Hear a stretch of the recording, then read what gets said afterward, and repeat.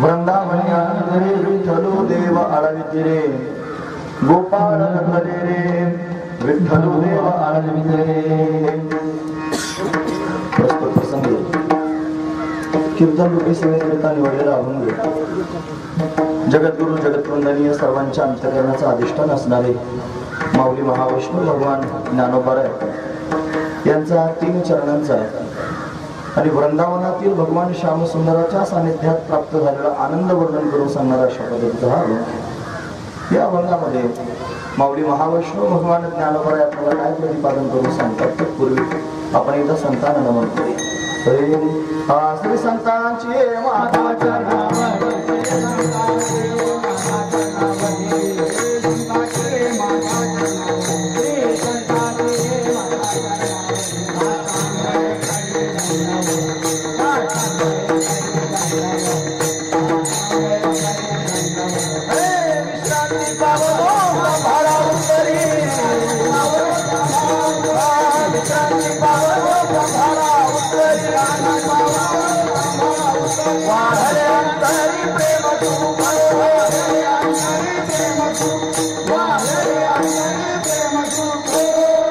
पंढरीच्या देवराया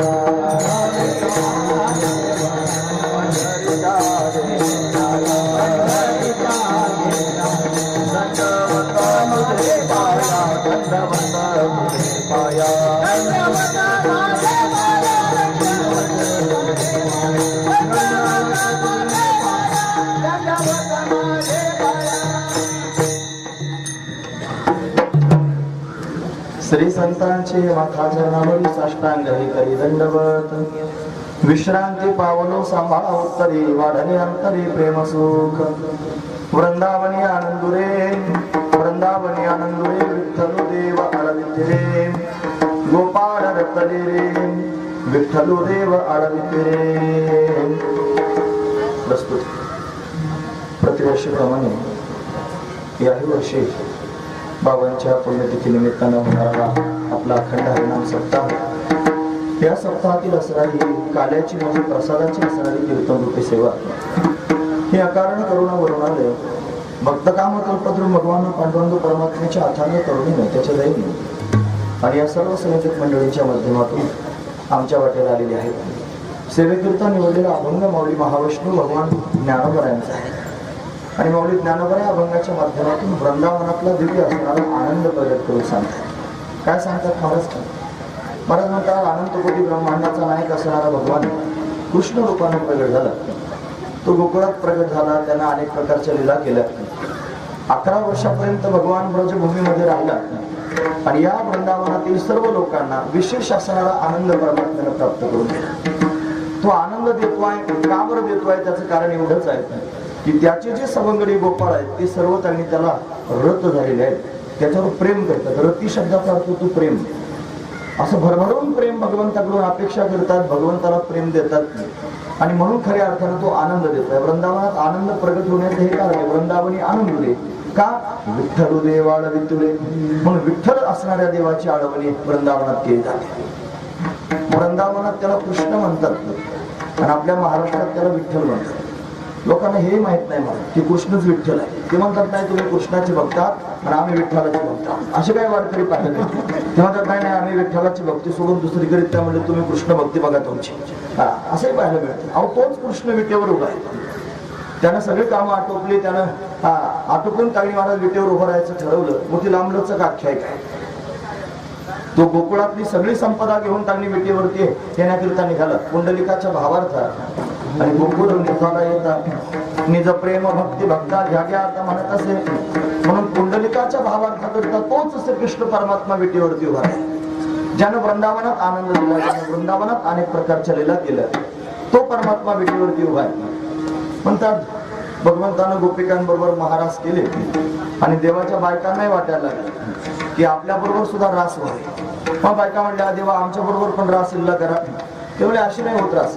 मग रासलीला होण्याकरिता रासेश्वरी असावी लागते. आणि कोण आहे रासेश्वरी? रासेश्वरी म्हणजे भगवती आल्हादिनी शक्ती महाभाव स्वरूपा भगवती राधाराणी. ही त्यावेळी भगवंताची आल्हादिनी शक्ती आहे. रासेश्वरी आहे. तिला बोलावलं पाहिजे. एकदा द्वारकेमध्ये त्यावेळी महाराज भगवती राधाराणी आली आणि आल्यानंतर त्यांनी म्हणे सगळ्या स्त्रियांनी सांगितलं 16,108 बायका होत्या. ते म्हणलं देवा आता करणार रास आलेली आहे ती राधा. मग रास होऊ लागली भगवान तिच्या बरोबरच रास करू लागले. हे ज्या वेळेला त्यांनी मला सगळ्या स्त्रियांनी पाहिलं, भगवंताच्या पत्नीने पाहिलं, त्यांच्या पोटात ईर्ष्या निर्माण झाली. रुक्मिणी साहेब रागावले. ते म्हणले बघा मी एवढी महानायिका असून सुद्धा त्यांनी त्या राधेबरोबर रास करतात. रुसली रुक्मिणी आणि रुसून त्यांनी महाराज अशा पद्धतीनं महाराष्ट्रात आले. महाराष्ट्र म्हणजे रुक्मिणीचं माहेर आहे. या माहेरात आले आणि आल्यानंतर तिला असं वाटलं माहेरच्या लोकांना कशाला त्रास द्यायचं. विदर्भामध्ये कौंडण्यपूर नावाचं गाव आहे, तिथं भीष्मक नावाचा राजा त्याची असणारी ती कन्या म्हणली माहेरी जायला नको, आई बापाला कशाला त्रास द्यायचा. नवऱ्याबरोबर भांडण झालं म्हणून आणखी चालत राहिली दक्षिणेच्या दिशेने. मग दंडकारण्यात येऊन त्यांनी थांबले आणि तिथे त्यांनी महाराज तिला शोधण्याकरिता भगवान आले. पण शोधाशोध करत निघाले. त्या सगळ्या गोपिकांना गोपाळांना बरोबर घेतलं. द्वारकेतून निघाले व्रजभूमीत आले. तिथल्या सगळ्या लोकांना बरोबर घेतलं. गोकुळची सगळी संपदा बरोबर घेतली आणि रुक्मिणीला शोधण्याकरिता भगवान चंद्रभागेच्या काठावर आले. गोपाळपुरात येऊन सर्वजण थांबले आणि थांबल्यानंतर त्यांनी म्हणत तिथं गोपाळपूर तयार झालं. सगळे गोपाळ गोपिका तिथे वास्तव्य करू लागले. रस्त्याने चालत असताना गायीच्या खुरानं उडालेली जी धूळ आहे ती धूळ भगवंताच्या मुखारविंदावर साचली आणि त्याचा चेहरा धुरकट दिसू लागला, पांढरट दिसू लागला. म्हणून सगळे गोपाळ त्याच्याकडे पाहून त्या कृष्ण परमात्म्याला पांडुरंग असं म्हणतात. हे जे पांडुरंग म्हणता म्हणता त्याचा अपभ्रंश झाला आणि त्याचं नाव पडलं पांडुरंग. खरं पांडुरंग नाव नाही, पांडुरंग असं म्हटलं जातं. तो पांडुरंग म्हणता म्हणता पांडुरंग झाला. तोच विठ्ठल उभा राहिला पुंडलिकाकरिता आणि म्हणून विठ्ठल म्हणावला जाऊ लागलं. तोच श्रीकृष्ण परमात्मा, तोच पांडुरंग आहे, तोच विठोबा आहे, तोच विठ्ठल आहे. तो विटेवरती उभा आहे. विटेवर उभा असणारा जो विठ्ठल आहे याच विठ्ठलानं वृंदावनात आनंद दिला. हा वृंदावनात प्रगट झाला. म्हणून तिथं याची आळवणी केली जात होती. याची आळवणी केल्यानंतर तो त्यांनी प्रेम देत असतो, तो आनंद देत असतो. हे ज्ञानोबरायांना कळलं. म्हणून जगाच्या समोर वर्णन करून सांगतात हरी वृंदावनी आनंदुरे विठ्ठल देवा आळवितिरे. हा जो विठ्ठल देव आहे या विठ्ठल देवाची वृंदावनामध्ये आळवणी केली जात होती. म्हणजे त्याचं भजन केलं जात होतं. प्रेमानं त्याच्याबरोबर अशा पद्धतीनं गोपाळ उड्या मारत होते. गोपिका त्याचं चिंतन करत होत्या. त्याला आळवणं म्हणजे त्याचं भजन करणं. असं त्याच्या अवतीभोवतीवर राहून भजन करत होते. त्याचं भजन करण्याकरिता सगळे गोपाळ त्याच्या ठिकाणी रथ झाले. ती गोपाळ रथले रे विठ्ठल देवा आळवितिरे. त्याच्या ठिकाणी रथ होऊन त्याची आळवणी सर्वजण करतायत. हा त्याचा भाव आहे. म्हणून श्री गुरु निवृत्तीनाथांच्या कृपेने मला हे वर्म कळालं की जो विटेवर उभा असणारा विठ्ठल आहे तोच श्रीकृष्ण आहे. त्यानं वृंदावनात आनंद दिला, गोपाळांना आनंद दिला. ते सर्वजण त्याला आळवत होते. म्हणून निवृत्तीनाथांच्या कृपेने मला सुद्धा वाटलं की त्या कृष्ण परमात्म्याच्या लीलेत मी सुद्धा सहभागी व्हावं. म्हणून ज्ञानोबराय वर्णन करून सांगतात मला तो प्रिय वाटू लागला. निवृत्तीदासा प्रियू रे. आणि म्हणून विठ्ठल देव आळवितू रे. मी सुद्धा त्याची आळवणी करतो. ते जसे आळवितात ना तसा मी सुद्धा भगवंताला आळवित आहे. हा त्यातला भाव आहे.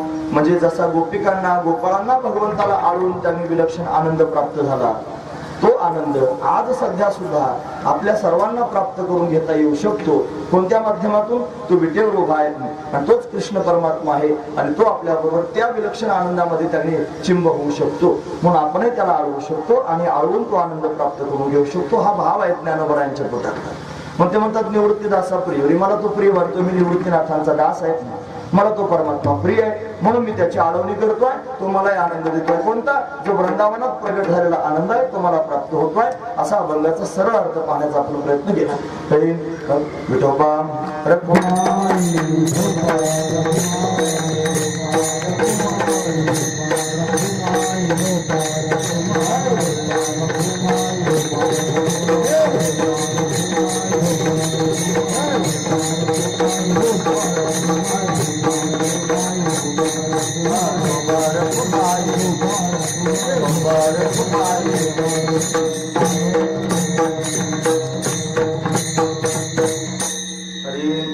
वृंदावनी आनंदुरे विठ्ठल देवाळ वितिरे गोपाळ रतले रे विठ्ठल देवाळ वितिरे.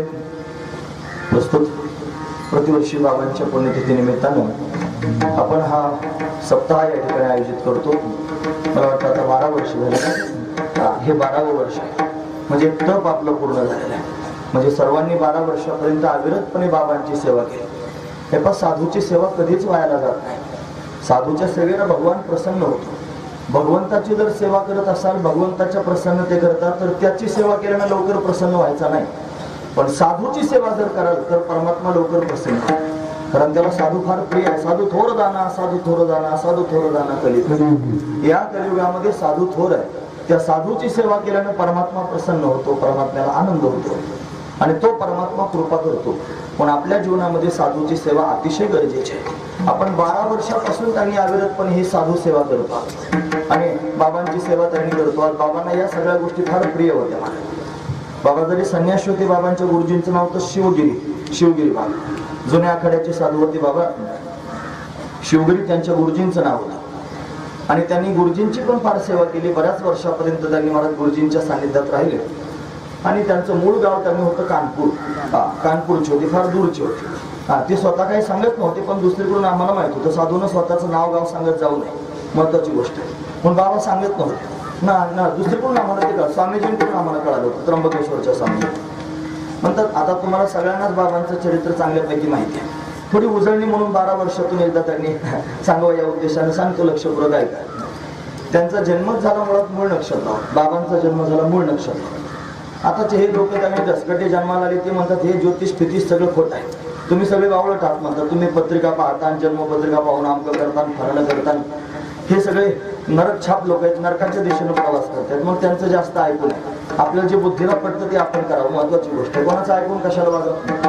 म्हणून ज्योतिषशास्त्राच्या दृष्टीने जर पाहिलं तर त्यांनी महाराज मूळ नक्षत्रावर जन्माला आले. मूळ नक्षत्र असं असतं त्याच्यावर जर जन्माला आलं बाळ आणि लवकरात लवकर जर त्या नक्षत्राची शांती केली नाही तर एखाद्या माणसाचा घात होतो.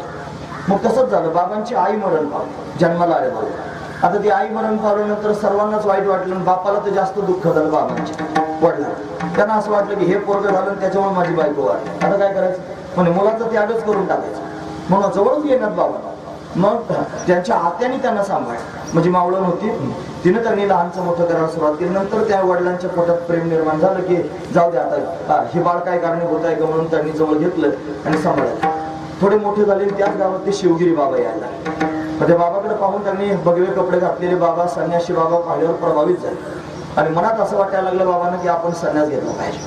मग ते वडिलांना म्हणायला लागले, पण वडिलांनी परवानगी देऊ नये. मग ते त्यांनी महाराज घरीच राहू लागले. घरची कामं धामं सांगायची त्यांनी, जा घास कापून आण, जा मिरच्या तोडून आण. सकाळीच गेले मिरच्या तोडायला एक दिवशी आणि घास कापायला आणि त्याच्यावर दैवर पडलं होतं. तुम्ही दैवरच म्हणता ना, त्याच्यावर असे पाण्याचे थेंब येतात. ते घास कापायला लागल्याबरोबर ते सगळं पाणी अंगावर पडायला लागलं. त्याला वाटलं हे रडतंय, हा घास रडतोय म्हणजे मिरच्या रडायला लागल्या असं म्हणून त्यांनी घरी आले आणि तुळशी वृंदावनाला पाठ लावून बसले. पण काय झालं रे, घास का नाही कापून आणला. ते म्हणजे ते रडायला लागलं मी कापायला लागले होता असं म्हणल्यावरती म्हणजे हे जरा बावळत आहे. असं त्यांनी महाराज वडिलांनी बऱ्याच अंगांना त्यांनी अशा पद्धतीनं नावं ठेवायला सुरुवात केली. मग ते बाबा त्यांनी भेटलेच होते. मग त्यांच्यावर जायचा विचार होता. मग जाऊ देत नाही. मग एक दिवशी विचार केला, सकाळीच गेले निघून बाबा बरोबर.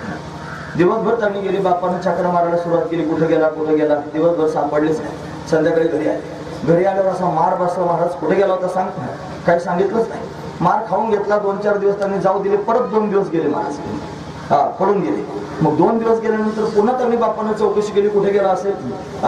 मग 2 दिवसांनी परत घरी आले, परत मार दिला. मग आणखी 7-8 दिवस जाऊ दिले. मग एक आठवडाभर गेले महाराज घर सोडून. आठवडाभर त्यांनी गेले. परत थोडे दिवस गेले की घरी आले, परत जाऊ दिले दिवस. मग महिनाभर गेले. असं करता करता 6 महिने गेले. मग 1 वर्ष गेले आणि 1 वर्षानेच घरी परत आले. मग त्या बापाच्या मनातली माया तोपर्यंत कमी झाली. तोपर्यंत त्याच्या मनातलं जे प्रेम आहे ते म्हणजे जात घरी येत आहे. काय याला 3-3 बरेच शोधायची गरज नाही. बापानं नंतर शोधायचं बंदच करून टाकलं. म्हणजे शोधायला जायलाच नको. हे गेलं की परत घरी येतंय म्हणे, आपोआपच येणार आहे घरी, जाऊ दे म्हणजे गेलं असेल. 1 वर्षानंतर बाबा घरी आले आणि आल्यानंतर त्यांनी महाराज वडिलांना प्रश्न विचारला, तुम्ही मला सांगा, माणूस जन्माचा साथीदार असतो का माणूस कर्माचा साथीदार असतो? सगळी माणसं एकमेकाच्या जन्माची साथीदार आहेत की कर्माची साथीदार? जन्माचा संबंध असतो माणसाचा का कर्माचा संबंध असतो? माणसाचा संबंध जन्माचा असतो. त्याच्या पोटी जन्म घेतला की आई बाप अशी नावं पडतात ना. पण कर्माचा कोणाचा संबंध नसतो, ज्याचं त्याचं कर्म स्वतंत्र आहे. मग ज्यानं त्यानं आपलं कर्म ठरवावं मला काय करायचंय. म्हणून त्यांनी, तुम्ही भागवत वाचणार आहे, वडिलांना त्यांनी सांगितलं तुम्हाला चांगल्यापैकी ज्ञान आहे, मला कशाला या संसारात अडकवता, मला कशाला या प्रपंचात अडकवता, मला या प्रपंचात अडकायचं नाही. मला त्यांनी भगवंताचं चिंतन करायचं, मला जाऊ द्या. म्हणून बापानं त्यांनी उत्तर दिलं, माणूस कर्माचा त्यांनी साथीदार नसतो, जन्माचा असतो. म्हणजे माझं कर्म स्वतंत्र आहे, मला जाऊ दे म्हणल्यावर बापानं सुट्टी दिली.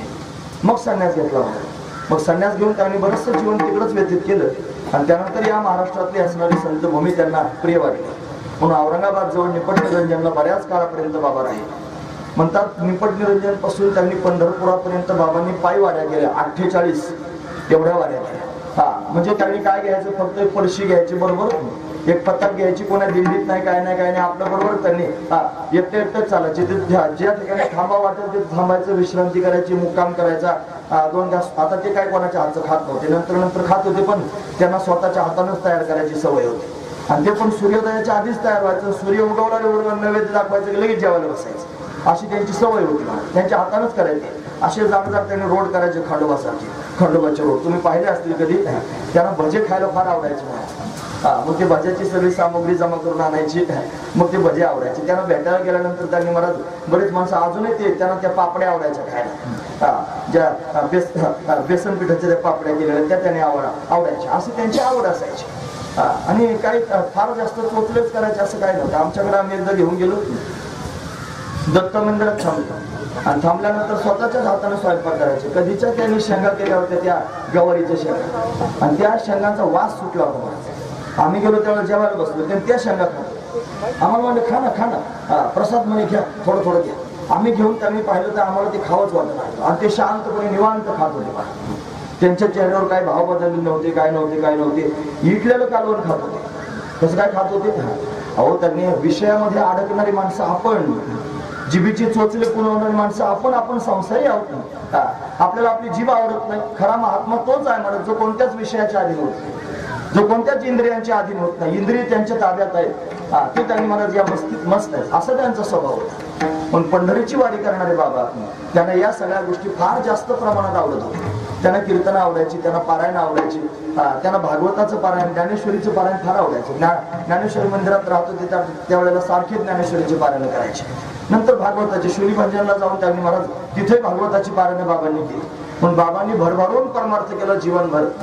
फक्त परमार्थच केला असं नाही, जगाच्या हिताची चिंता केली. लोकांना औषधं द्यायचे. रामकृष्ण बाबांनी दवाखाना टाकून दिला होता वैजापूरच्या, आणि मग ते त्यांनी औषध आणून द्यायचे, हे लोकांना वाटायचे औषध. पण बऱ्याच काळ औषध घेण्याकरिता लोक बाबांकडे येत होते. पण असं बाबांचं जीवन होतं. मनापासून त्यांना वाटायचं की माझं शरीर नर्मदेच्या काठावर पडावं, सारखं त्यांना वाटायचं. ते म्हणायचे सुद्धा मला नर्मदेच्या काठावर जायचं. अजून एक शब्द होता त्यांचा, मला चांगलं त्यांचं वाक्य आठवतंय. ते म्हणायचे मरणा भला विदेश का जहा आपणा हो कोय चील कव्य भोजन करे विश्व भंडारा होय. ऐकतात तुम्ही सर्व? मरणा भला विदेश का जहा आपणा हो कोय चील कव्य भोजन करे विश्व भंडारा होय. हे त्यांचे शब्द आहेत. मला म्हणजे एवढ्या उंच स्थितीत त्यांनी गेलेले होते. म्हणून तर 12 वर्ष त्यांचा सोहळा होत आहे. आपलं होईल तर कोणाचं श्राद्ध तरी घालतात तर पोरं. ते म्हणतात ते काय कावला काय आपला बाप असतो का म्हणे, कावळा बोलवायचं काव करीत बसायचं. असले त्यांनी जन्माला आले लोक आता श्राद्ध सुद्धा घालीत त्याच्या.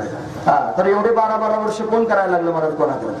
म्हणजे त्यांच्याकरता एवढा मोठा सोहळा होतो. त्याचं एकमेव कारण त्यांची ही तपश्चर्या आहे. पण 12 वर्ष झाले त्यांनी महाराज आपण त्यांच्याविषयी 2 शब्द ऐकावेत, त्यांची आठवण, त्यांचा उजाळा त्यांनी व्हावा म्हणून 2 शब्द त्यांच्याविषयी सांगण्याचा प्रयत्न केला. नाहीतर काल्याचं कीर्तन आहे भगवान श्रीकृष्ण परमात्म्याचं चरित्र सांगेल. तुम्हाला याच्या आधी तो 1000 बार हे सांगितलंय. 1000 नाही, मी जन्मभर सांगेन. कारण त्यांनी मला धन दिलंय वाटण्याकरिता. मग त्यांचं त्यांच्या नावानं त्यांनी लोकांच्या समोर वाटतोय. मग त्यांनी त्यांना विसरून कसं झालं म्हणून मला जीवनभर त्यांना आठवणीत ठेवायचंय. माझ्या जीवनामध्ये 4 महात्मे असे आले की जे 4 खांबासारखे आहेत. म्हणून त्यांनी माझं जीवन त्या 4 खांबांवर उभं आहे. कोणी मला कीर्तन करायला शिकवलं, कोणी मला दीक्षा दिली स्वामीजी त्र्यंबकेश्वरचे, बाबांनी मला त्यांच्याकडे नेलं. म्हणून तर स्वामीजींच्या माध्यमातून माझा परमार्थ सुरू झाला. म्हणून त्यांनी महात्मेच काही विलक्षण आहेत, माझ्या जीवनामध्ये आधारस्तंभ आहेत. आता ते सोन्याचे झालेले आहेत महाराज. म्हणून ते त्यांनी महाराज माझ्या जीवनात मी त्यांचीच आठवण करीत राहीन जीवनभर. त्यांचं सांगितलं पाहिजे. आणि माझ्या एकट्यावर थोडून त्यांचे उपकार आहेत. इथं बसलेले माणसं आहेत ना, विचारा कोणाकोणावर काय काय उपकार केले. अहो साऱ्यावरच एवढे उपकार महाराज. एवढा परमार्थाला लावला. आता एक पोरगा मला घेऊन गेला होता गाडीवर तिकडे नारळ फोडायला. तो म्हणत होता सगळे बाबांची कृपा आहे, बाबा इथं राहिले म्हणून एवढं सगळं त्यांनी चांगलं झालं, एवढा सप्ताह सुरू झाला, एवढं सगळं चांगलं झालं. म्हणजे पोरांना सुद्धा त्याची जाणीव आहे की हे सगळं बाबांच्या कृपेने घडत आहे. म्हणजे पोरं लहान होते, लहानपणी त्यांनी पाहिलं, 12 वर्ष आता बाबा झाले, ते पोरं मोठे झाले, त्यांनाही जाणीव आहे की बाबांची कृपा आहे. मग बाकीच्यांना ज्यांना बाबांची संगती झाली त्यांना का वाटू नये बाबांची कृपा आहे. म्हणून बाबांचा आशीर्वाद आहे, बाबांची कृपा आहे, बाबांची तपश्चर्या आहे, बाबांची साधना आहे. म्हणून त्यांनी आपण सगळेजण आनंद या परमार्थाचा घेतो आहोत. आणि असाच आनंद त्यांच्या माध्यमातून आपण अविरतपणे घेत राहणार. ज्यांना ज्याने त्यांची सेवा घडली असेल, आम्ही तर अभागी आहोत, आमच्या जीवनात त्यांनी जास्त सेवा त्यांची घडली नाही. आम्हाला फक्त घ्यायला आम्ही घेऊ पसरे आहोत. फक्त घ्यायला मिळालं, द्यायला काही मिळालं नाही. सेवा त्यांनी केली तुम्ही सगळ्या लोकांनी. इथं असणाऱ्या लोकांनी बाबांची भरभरून सेवा केली. कोणीच कोणत्या प्रकारचं काही कमी पडू दिलं नाही. सगळेजण सज्ज होते मला सेवेमध्ये. म्हणून तुमचं भाग्य आहे, तुमचं कपाळ आहे की त्यांनी महाराज तुम्हाला साधूची सेवा घडली. आणि आजही हा परिसर त्यांनी बाबांची सेवा करतोय. महाराज कीर्तनाला आले होते त्या दिवशी, त्यांनी सांगितलं की काल्याच्या कीर्तनाला जेवढे लोक असतात तेवढेच लोक रोज कीर्तनाला होते. म्हणजे रोजचे रोज एवढ्या दुरून लोक या ठिकाणी येतात, कीर्तन ऐकतात रोज. त्यांनी असा सगळा त्यांनी सोहळा होतो. भाग्यवान आहात. म्हणून आज त्यांनी त्या 12व्या वर्षातील त्यांनी मला सप्ताहाचा कलशाचा दिवस आहे. म्हणजे हा त्यांनी काल्याचा दिवस आहे. आणि काल्याचं कीर्तन म्हटलं की भगवान श्रीकृष्ण परमात्म्याचं चरित्र सांगायचं असतं. आता बरोबर 12 वाजले. आम्ही बरोबर 11 वाजता आलो होतो, पण इथे येऊन मागे जावं लागलं. तो बोर्ड आहे ना, नवीन बोर्ड लावलेला आहे, त्याचा नारळ फोडाय करता जावं लागलं. म्हणून अर्धा तास थोडं लेट झालं. तिकडून जाऊन यायला अर्धा तास लागला. पण आता आपण फार तर फार 1 वाजेपर्यंत 1:15 वाजेपर्यंत कीर्तन करूया. 12 बरोबर वाजले हे की नाही. म्हणजे 11 ते 1चा टाइम होता. 1:15 वाजेपर्यंत 10-15 मिनिटं तुमची जास्त घेऊन 1:15ला बरोबर थांबूया. हरी हे विठोबा.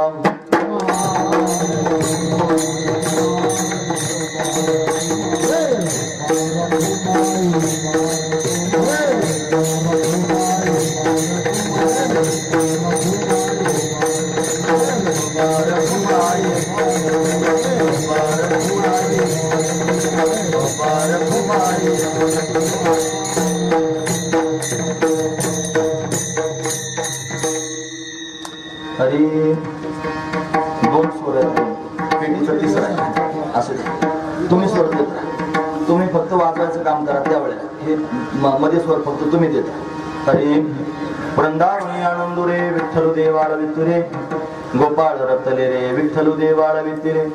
वृंदावनातला आनंद काही विलक्षण आनंद आहे. तो श्यामसुंदराच्या संगतीतला आनंद आहे महाराज. हा जो श्यामसुंदर शब्द आहे हा बाबांच्या आवडीचा शब्द आहे. श्यामसुंदर ते भगवान श्रीकृष्ण परमात्म्याला श्यामसुंदर म्हणायचे. ज्यांनी पाहिलं असेल भल्या पहाटे जागे व्हायचे आणि जागा होऊन त्यांनी महाराज भजन म्हणायचे. ते काय आपल्यासारखा काकडा म्हणत नव्हते, हिंदी भजन म्हणायचे. आणि हिंदी पद म्हणून त्यांनी महाराज ते भगवंताला बोलवायचे. तू ये माझ्याकडे वर बैस, माझ्या मांडीवर बैस, असं त्याला हिंदीतल्या त्या पदांचा तो अर्थ असायचा. आणि अशी भजन म्हणायची. वृंदावनामध्ये त्यांनी भगवान अशाच पद्धतीने आनंद देण्याकरिता आला. का बरं भगवान वृंदावनात आला असेल त्याची अनेक कारण पाहता येतील. हा खेळ करणारा परमात्मा आहे, खेळाडू असणारा परमात्मा आहे. तो त्यांनी महाराज विश्व निर्माण करणार आहे. ज्याने खेळण्याकरिता संपूर्ण विश्व निर्माण केलंय त्याने त्यांनी महाराज अनेक प्रकारचे लीला करण्याकरिता अनेक अवतार धारण केले. अनंत अवतार घेशी भक्ता कारणे असं ज्याच्याविषयी बोललं जातं. जो विटेवर उभा राहिलाय अवतारांच्या राशी तो हा उभा विटेवरी असं त्याला म्हटलं जातं. म्हणजे अवताराच्या त्यांनी महाराज राशीच्या राशीच्यानं धारण केलेले आहे. जो भक्तांकरिता अनेक प्रकारचे अवतार धारण करून येतो. जो कधी मत्स्य होतो, कधी कश्यप होतो, कधी वराह होतो, कधी नरसिंह होतो, कधी वामन होतो, कधी परशुराम होतो, कधी राम होतो. तोच परमात्मा कृष्ण रूपाने सुद्धा प्रगट होतो. पण कृष्ण रूपाने तो परमात्मा प्रगट झाला. सत्ययुगामध्ये प्रगट झाला. यानं नरनारायणाचं रूप धारण केलं. हा त्यांनी महाराज वराह नरसिंहाचे रूप धारण करून आला. यानं अनेक रूप धारण केले. हा त्रेतायुगामध्ये प्रगट झाला. राम रूप धारण करून आला. आणि राम रूपामध्ये त्यांनी महाराज अनेक दैत्यांचा संहार केला. रावण कुंभकर्ण त्यांनी महाराज मारून टाकले. सर्व लोकांना समाधान प्राप्त करून दिले. हाच परमात्मा द्वापार युगामध्ये कृष्ण रूपाने प्रत्यक्ष प्रगट झाला. का बरं प्रगट होतो हा परमात्मा? हा त्यांनी महाराज अनुग्रह करण्याकरिता प्रगट होतो भक्तांवर. आणि दुष्टांचा निग्रह करण्याकरिता येतो. दुष्टांना घालवण्याकरिता तो स्वतःच म्हणतोय परित्राणाय साधूनां विनाशाय च दुष्कृतां धर्म संस्थापनार्थाय संभवामि योगी. 2-3 कारण सांगितले. साधूला सांभाळण्याकरिता येतो, दुष्टांचा त्यांनी नाश करण्याकरिता येतो आणि धर्माची स्थापना करण्याकरिता येतो. असा परमात्मा त्यांनी प्रत्यक्ष प्रगट होतो.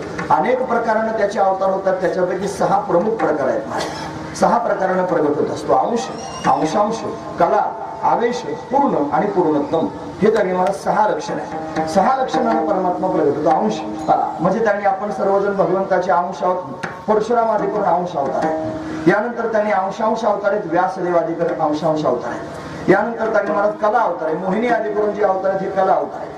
त्यानंतर आवेश अवतार, वराहासारखी नरसिंहासारखी आवेश अवतार धारण करून येतो.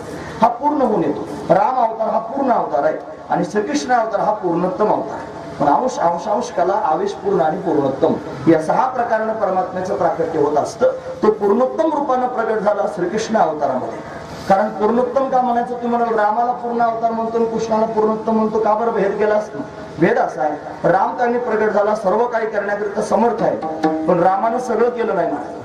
रामाला अनेक बायका करता आल्या असते की नसत्या? करता आल्या असते, पण नाही केल्या महाराज. का बरं? त्याने एक रेग ओढून घेतली होती. कशाची रेग होती? वाल्मिकानं घालून दिलेली रेग होती.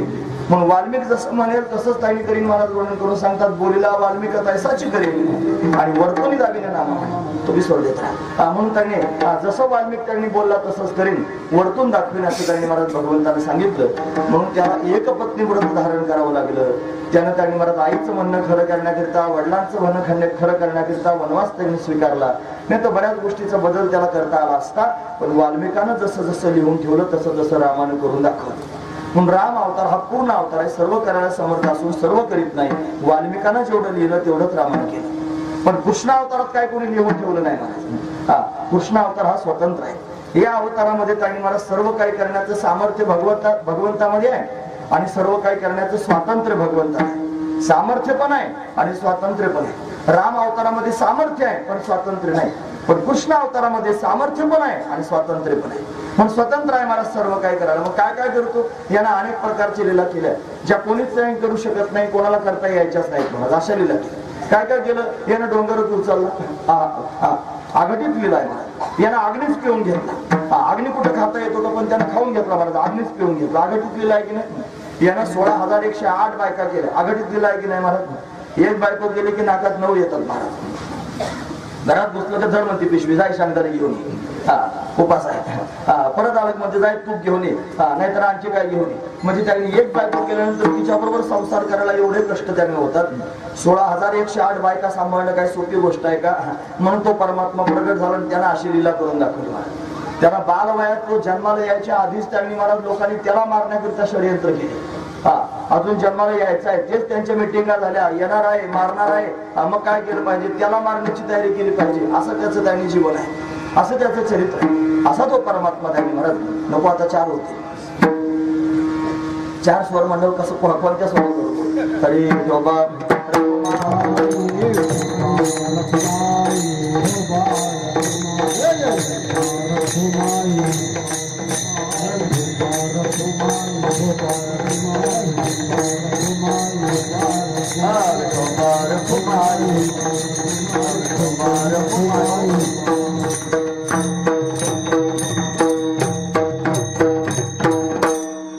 दोघेच आघाडीत लीला करू शकतो. फक्त थाप टाकू नका, म्हणायला लागलं फक्त वाजवा. ऐका, हे कीर्तन म्हणजे कीर्तनामध्ये स्वर हे जीवन आहे. हे स्वर जर ताल गाया तो बाल गाया, आणि स्वर गाया तो शिर गाया. हे ताल जर फक्त हुकला ना डोक्याचा केस गेल्यासारखा आहे, पण स्वर जर गेला तर मुंडकच कापल्यासारखं होतं. म्हणून स्वर महत्वाचा आहे. मला 2 तास जर तुमच्या समोर बोलायचं तर स्वरातच बोलता आलं पाहिजे. स्वर नसेल तर कसं काय बोलायचं? चला, नाही जाऊ द्या, काय काय हरकत नाही. माझं बोलणंच जास्त होईल, तुमचं वाजवणं कमी होणार आहे. मला बोलायलाच वेळ पडायचं नाही तर तुम्ही वाजवणार कधी? 12:15 वाजत आले. चला, परमात्मा त्यांनी महाराज अशी रूप प्रगट करून येतो. त्याचं विशेषत्व मी तुम्हाला सांगतो. तो पूर्णोत्तम अवतार का बरं आहे हे त्याच्या मागचं कारण आहे. तो त्यांनी हे सगळं करण्यामध्ये समर्थ आहे. मग का बरं आला तो अवतार धारण करून? असं जायत नाही. त्याच्या अवताराला काही निमित्त असावं लागतं. काय निमित्त आहे? त्याची वाट पाहतात महाराज सर्वजण. कल्पची कल्प तपश्चर्या केलेले ऋषीमुनी ज्यांनी भगवंताला प्रसन्न करून घेतलं, विचारलं देवाने काय पाहिजे तुम्हाला? म्हणे देवा तुझं सानिध्य प्राप्त व्हावं असं वाटतं. तुला निर्गुण रूपानं प्राप्त करून घेतलंय, तुझ्या स्वरूपाचं ज्ञान प्राप्त झालंय, तू सच्चिदानंद रूपानं आम्हाला कळाला, आम्हाला श्रीगुरूंच्या माध्यमातून बोध झालाय तर त्वमासी, ते ब्रह्म तू आहेस. आणि आम्हाला कळालं सुद्धा मी ब्रह्मरूप आहे. म्हणजे त्यांनी त्या साधूने आम्हाला उपदेश केलाय. म्हणजे ते त्यांनी मला स्वतःच्या स्वरूपाचं ज्ञान सांगणारे आहेत ना, त्या ज्ञानानं कृतार्थ झालेलो आहे, अद्वैत स्थिती प्राप्त झालेली आहे, ब्रह्मज्ञान मिळालेलं आहे. पण त्या ब्रह्मज्ञानात समाधान वाटत नाही. मग त्या ब्रह्मज्ञानात समाधान वाटत नाही म्हणून पुन्हा तुझ्या दर्शनाची अपेक्षा आहे. नको ब्रह्मज्ञान, आत्मस्थिती भाव आणि मी भक्त तू देव आहेस. ब्रह्मज्ञान नको आहे, तू देव असावा आणि मी तुझा भक्त असावा असं वाटतं. म्हणून कल्पची कल्प तपश्चर्या करणारे जे ऋषीमुनी, या ऋषीमुनींनी भगवंताला विनंती केली की तुझा संग आम्हाला व्हावा असं वाटतं. मग भगवान म्हणाले ठीक आहे, मी द्वापार युगात येणार आहे. तुम्ही सगळेजण तिथे या आणि आल्यानंतर त्यांनी तुम्ही वेगवेगळे रूप धारण करून मग हे सगळेचे सगळे ऋषी मुनी त्यांनी महाराज कोणी गोमातेचं रूप धारण करून आले, कोणी गोपाळाचं रूप धारण करून आलं, कोणी हरणींचं रूप धारण करून आलं, कोणी वानराचं रूप धारण करून आलं, कोणी वृक्ष होऊन आलं, कोणी वेली होऊन आलं, कोणी फुलं होऊन आलं, कोणकोणत्या रूपानं प्रत्यक्ष प्रकट झाले आणि सगळेजण देवाची वाट पाहू लागले गोकुळामध्ये. तिथली माती त्यांनी महाराज वाट पाहते, ती गोलोक धामातून आणलेली आहे भगवंतानं स्वतः. तिथला डोंगर वाट पाहतोय, तो गोवर्धन आहे, तो त्यांनी वाटच पाहतोय. देवाची ती नदी वाट पाहते, ती यमुना भगवंताची पत्नीच आहे, मला तिचं नाव विरजा आहे, ती गोलोक धामात राहणारी. म्हणून सगळेजण देवाची वाट पाहतायत. देवाला कळालं हे सगळे माझी वाट पाहतायत. मग आता जायचंय, मग कसं गेलं पाहिजे? काहीतरी निमित्त करून गेलं पाहिजे. एखाद्याच्या घरी जर जावं वाटत असलं, विनाकारण जर गेलं तर ते चांगलं नसते. मला कोणाच्या घरी विनाकारण जात जाऊ नये, काही निमित्तानं त्याने जायचं. म्हणून त्याने निमित्त करून जायचं. मग काय निमित्त केलं पाहिजे? मग निमित्त केलं पृथ्वीवरच्या पापाचं. पृथ्वीवर पापाचा भार वाढला. कंस जन्माला आला, कंसाचं लग्न झालं, त्याचा त्यांनी मला सासरा जरासंध. या जरासंधानाने कंसाने दोघा सासऱ्या जावयाने मिळून त्यांनी सगळ्या जगाला त्रास द्यायला सुरुवात केली. भयंकर त्रास देऊ लागले. त्यांनी सगळ्यात आधी त्यांनी महाराज ब्राह्मणांचा छळ करायला सुरुवात केली. नंबर 2 त्यांनी गोमातेचा छळ करायला सुरुवात केली. नंबर 3 त्यांनी भक्तांचा छळ करायला सुरुवात केली. म्हणजे त्यांनी महाराज भक्तांचा साधूचा अपमान होऊ लागला, गोमातेचा छळ होऊ लागला आणि ब्राह्मणांचा छळ होऊ लागला. असं ज्या वेळेला होऊ लागलं तेव्हा पाप वाढू लागलं आणि पुण्य कमी होऊ लागलं. म्हणजे अधर्माशी शिगसडे येतली, धर्माची घडी मोडे, धर्माची घडी मोडू लागली आणि अधर्म हा वाढू लागला. पृथ्वीवर पापाचा भार झाला. म्हणून भगवंताची विनवणी करण्याकरिता पृथ्वी गेली गायीच्या रूपात. मग भगवंतांना आकाशवाणीद्वारा सांगितलं, देवकीच्या गर्भात येईल भगवान. ही देवकी कंसाचीच चुलत बहीण आहे. हिचा विवाह त्यानं वसुदेवाबरोबर करून दिला आणि विवाहातच विघ्न आलं आणि आकाशवाणी झाली, हिच्या पोटी 8वा विलन तुला मारेल असं सांगितलं की कंस त्यांनी घाबरला. त्यानं देवकीला मारायला सुरुवात केली. हात तो धरला वसुदेवाने हात धरला. सांगितलं मारू नकोस, आम्हाला बंदीखान्यात नेऊन टाक. दोघांना बंदीखान्यात नेऊन टाकलं. यथाकाल 6 लेकरं झाली. 6ची 6 कंसानं मारली आणि ती 6 मारल्यानंतर 7वा गर्भ आला. तो त्यांनी महाराज योग मायनं पडवलं. आपण अनेक वेळेला हे चरित्र ऐकत असता. सर्वांचं पाठच झालं महाराज. 12 वर्षापासून सांगतो मी तुमच्या समोर. म्हणजे पाठ होण्यासारखंच आहे, महत्वाची गोष्ट आहे. आणि हे पाठच गेलं पाहिजे. हे नाही पाठ करायचं मग काय पाठ करायचं? घरचे सारे खाते पाठ आहेत आपल्या. ते खाते काय वैकुंठाला घेऊन जातील थोडेच. निदान हे चरित्र पाठ केलं तर वैकुंठाला तरी जात नाही. महत्वाची गोष्ट आहे. म्हणून हे पाठ करण्यासारखंच आहे मला, पण लक्षात घेण्यासारखं आहे. म्हणून 7वा गर्भ आला, योग मायनं पळवला. रोहिणीच्या गर्भात नव स्थापन केला. वसुदेवाला 6 बायका आहेत महाराज. पहिल्या ही देवकी 7व्या क्रमांकाची पत्नी आहे. पहिल्या 6 बायका मारिशा, रोचना अशी त्यांची नाव. त्याच्यापैकी रोहिणी. या रोहिणीच्या गर्भामध्ये त्याला नेऊन पोहोचवलं. रोहिणी नंदराजाच्या आश्रयाला राहत होती कंसाच्या भीतीनं. म्हणून हा कंस त्रासदायक आहे म्हणून ती आपली नंदराजाच्या आश्रयाला गोकुळात राहत होती. तिथं राहत असताना एकाएकी 7व्या महिन्याचा गर्भ आला. लोक म्हणायला लागले, हिचा नवरा कारागृहात आहे, बंदीखान्यात आहे, तुरुंगात आहे आणि ही गर्भवती झाली कशी काय? लोक तिच्यावर आक्षेप घ्यायला लागले. तिला वाटलं कुठून आला हा गर्भ, मलाही माहित नाही. म्हणजे कसं काय आला? मग तिने यमुनेच्या काठावर चिता रचली महाराज. ती चिता पेटवली आणि त्याच्यात आता उडी मारणार इतक्यात पाऊस आला आणि ती चिता विझली. आणि मग पुन्हा एकदा आकाशवाणी झाली की रोहिणीच्या पोटात असणारा जो गर्भ आहे हा वसुदेवाचाच आहे आणि हा योग मायेने इथं अनुस्थापन केलेला आहे. मग सगळ्या लोकांना बरं वाटलं आणि मग सगळ्यांनी रोहिणीचा सांभाळ केला. मग यथाकाळ रोहिणी प्रसूत झाली महाराज. भाद्रपद शुद्ध षष्टीला तिला पुत्र रत्न प्राप्त झाला, मुलगा झाला. तो मुलगा त्यांनी महाराज अतिशय सुंदर आहे, दैदिप्यमान आहे, पण त्याने डोळे उघडले नाही. त्याचे डोळे बंदच होते. आता काय करायचं म्हणून त्यांनी ज्योतिषी बोलावले, शांडिल्य ऋषी. ते शांडिल्य ऋषी आले आणि या शांडिल्यानं त्यांनी महाराज जन्मपत्रिका पाहिली. म्हणजे अरे हे पोरग सामान्य नाही, हे तर शेष नारायणाचा अवतार आहे, प्रत्यक्ष प्रगट झाले. म्हणजे डोळे का उघडले नाही? म्हणे याला फण असा त्यांनी घेऊन देवाकडे पाहायची सवय लागली. याला 1000 फण आहेत आणि प्रत्येक फणाला 2-2 डोळे, म्हणजे 2000 डोळे आहेत. या 2000 डोळ्यांनी याला कायमस्वरूपी देव पाहायची सवय लागली. आणि आता हा देवाच्या आधी आलेला आहे, अजून देव आला नाही. म्हणून त्यानं विचार केला की पाहीन तर देवच पाहीन, दुसरं कोणाला पाहणारच नाही. म्हणून तर त्यांनी डोळे बंद करून घेतले. असे काही लोक आहेत महाराज ज्यांनी देव पाहिल्यानंतर जग पाहिलं नाही. माहिती आहे तुम्हाला? राम अवतारामध्ये असणारा केवट ज्यानं त्यांनी महाराज नावेत बसून रामाला पहिले तिराला नेलं, किती आनंद त्याला झाला होता. मेरी नैया में लक्ष्मण राम, गंगा मैया धीरे बहो. मेरी नैया में लक्ष्मण राम, गंगा मैया धीरे बहो. मेरी रामच काय, मेरी नैया में लक्ष्मण राम, गंगा मैया धीरे बहो. काय गोड त्यांनी चिंतन करतोय. त्यानं रामाला पलीकडच्या काठाला नेण्याकरिता केवटाने केवढे सायास केले. एक तर त्याला वरदान होतं मला ते केवटाला. काय होतं, एकदा शर्यत लागली होती आणि शर्यतीत तो जिंकला होता. म्हणजे तुला काय पाहिजे सांग. मग त्याला त्या सगळ्या बाकीच्या कोळ्यांना सांगितलं होतं, एक दिवस माझ्या वाट्याला घ्या फक्त. एक दिवस माझी एकट्याचीच नाव या काठावर असली पाहिजे, दुसरं कोणाचीच नसली पाहिजे. ज्या दिवशी त्याला कळालं राम येणार आहे त्या दिवशी त्यानं ते वरदान आपलं मागून घेतलं, तुम्हाला आजचा दिवस मला द्या. रामाकरिता नाव लावून ठेवली. आणि मग त्यांनी प्रभू रामचंद्र आल्यानंतर ते शोधायला लागले, कुठे म्हणे नाव दिसली, नावाडी दिसला म्हणे, मला पलीकडच्या काठाला नेऊन घाल म्हणे, जमत नाही तुला नेणार. रामाला म्हणला तो काय करू.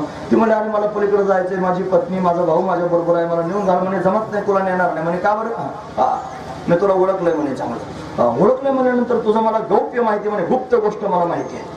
लक्ष्मणाच्या हातात धनुष्यच होता म्हणे. म्हणला काय समजतो रे म्हणे स्वतःला. एवढ्या दिवसापासून त्याच्या बरोबर राहतो, रामाबरोबर आम्ही बरोबरच जन्माला आलो म्हणे, सख्य भाऊ आहोत ना. जवळचे त्यांनी महाराज एकाच पिंडातून प्रगट झालो. म्हणजे तो प्रसाद इथंच आहे ना तुमच्याकडचीच कथा. एकच त्यांनी पिंड दिला की नाही अग्निनारायणाने प्रत्यक्ष, त्याच्यातूनच आम्ही प्रगट झालो. खुशाल त्यांनी म्हणतो गौप्य माहिती तुला काय माहिती सांग. तो काय मला माहितीये, हे मैंने चरणों की महिमा सुनी हे प्रभु, नाव लकड़ी की मेरी पुरानी प्रभु.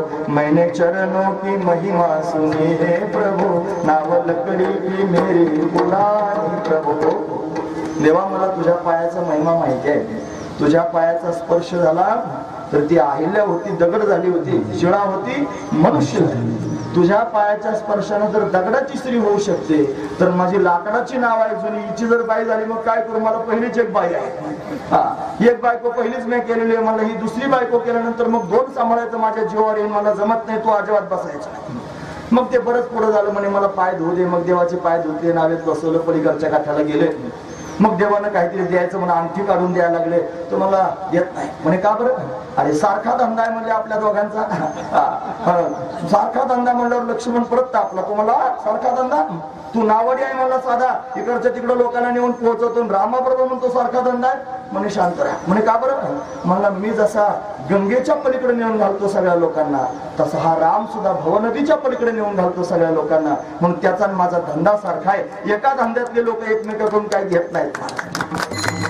महत्वाची गोष्ट म्हणून काही घेत नाही म्हणे त्यांनी. मग काय करायचं. मग विनंती केली, रामा जसा आज मी तुला पलीकडच्या काठाला नेऊन घातलेला आहे, आजची माझी बारी होती. ज्यावेळेला मला हे शरीर सोडायचंय आणि ज्यावेळेला माझी वेळ येईल त्यावेळेला तुला यावं लागेल. उस वक्त जल्दी आना नाही राम भूल जाना.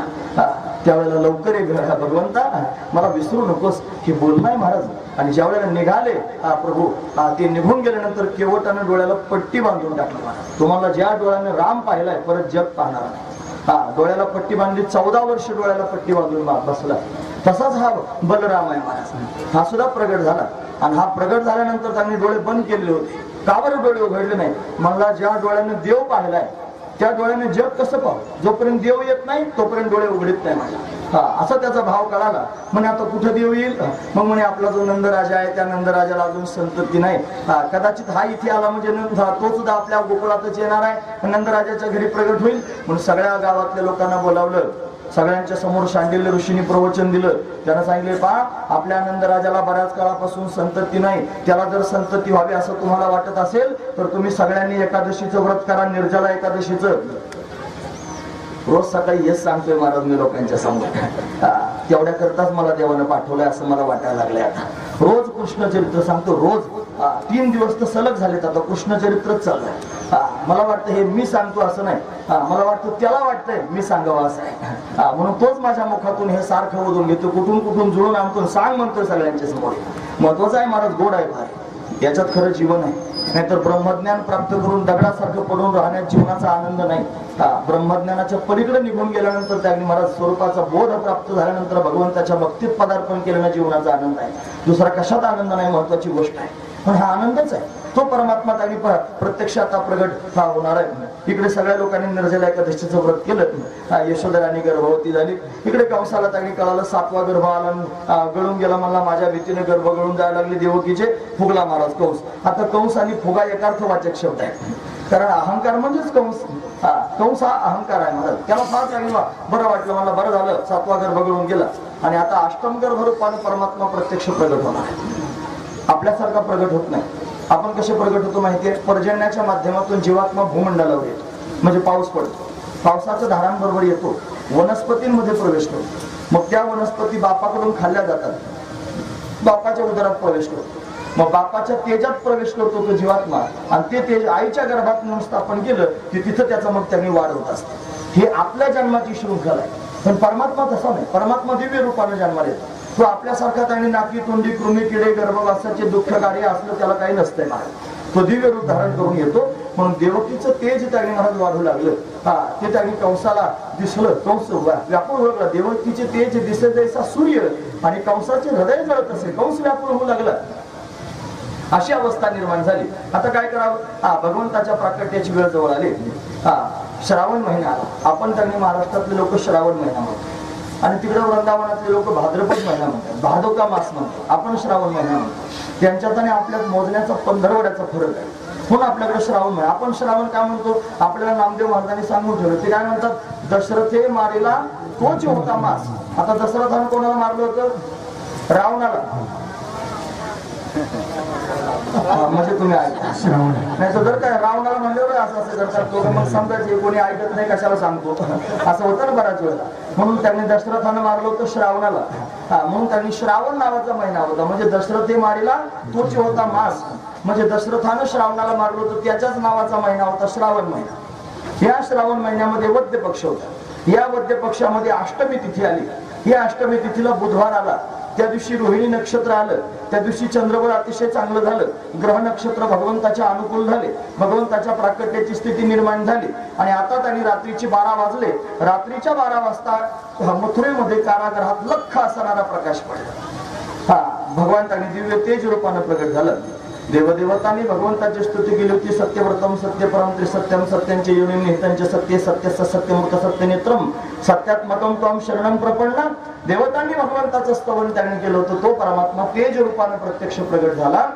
आणि प्रगट होऊन त्यांनी महाराज त्यानं वसुदेव देवकीच्या समोर सगुण रूप धारण केलं. 8 वर्षाची चतुर्भुज असणारी मूर्ती प्रगट झाली. वसुदेवानं भगवंताला नमस्कार केला. मागच्या जन्माची आठवण देवानं त्यांना करून दिली आणि सांगितलं मी आता आलेलो आहे, पण मला थांबायचं नाही. मग काय करायचंय? मला जायचंय. म्हणजे कुठे जायचंय महाराज?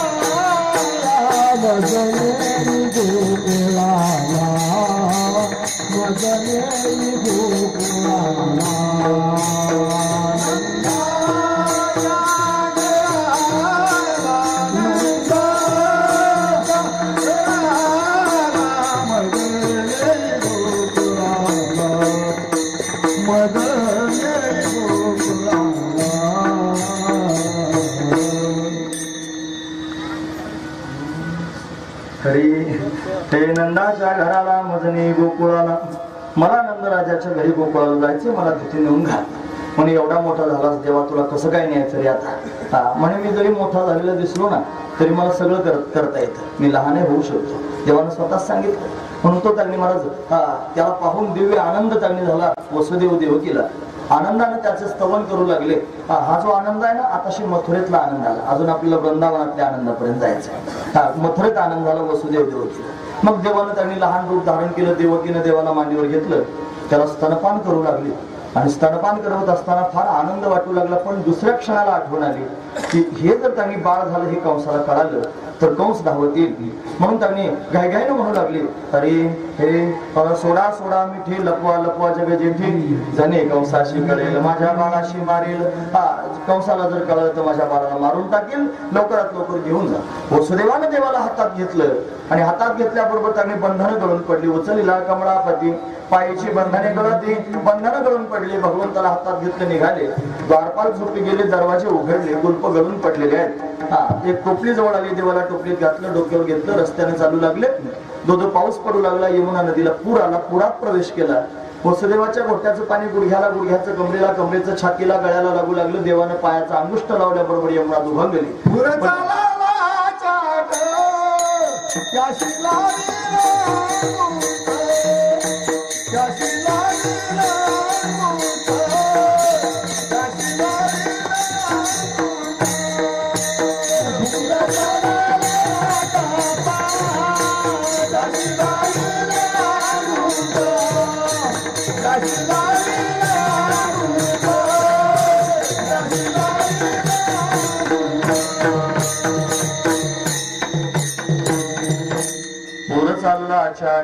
त्याशी लावलेला अंगुष्ठ पायाचा अंगठा लावल्याबरोबर पूर थांबला महाराज. कारण हे अवतार धारण करून आले आहेत ना, त्यांच्यात ते सामर्थ्य तुम्ही ऐकतात ना सर्वच.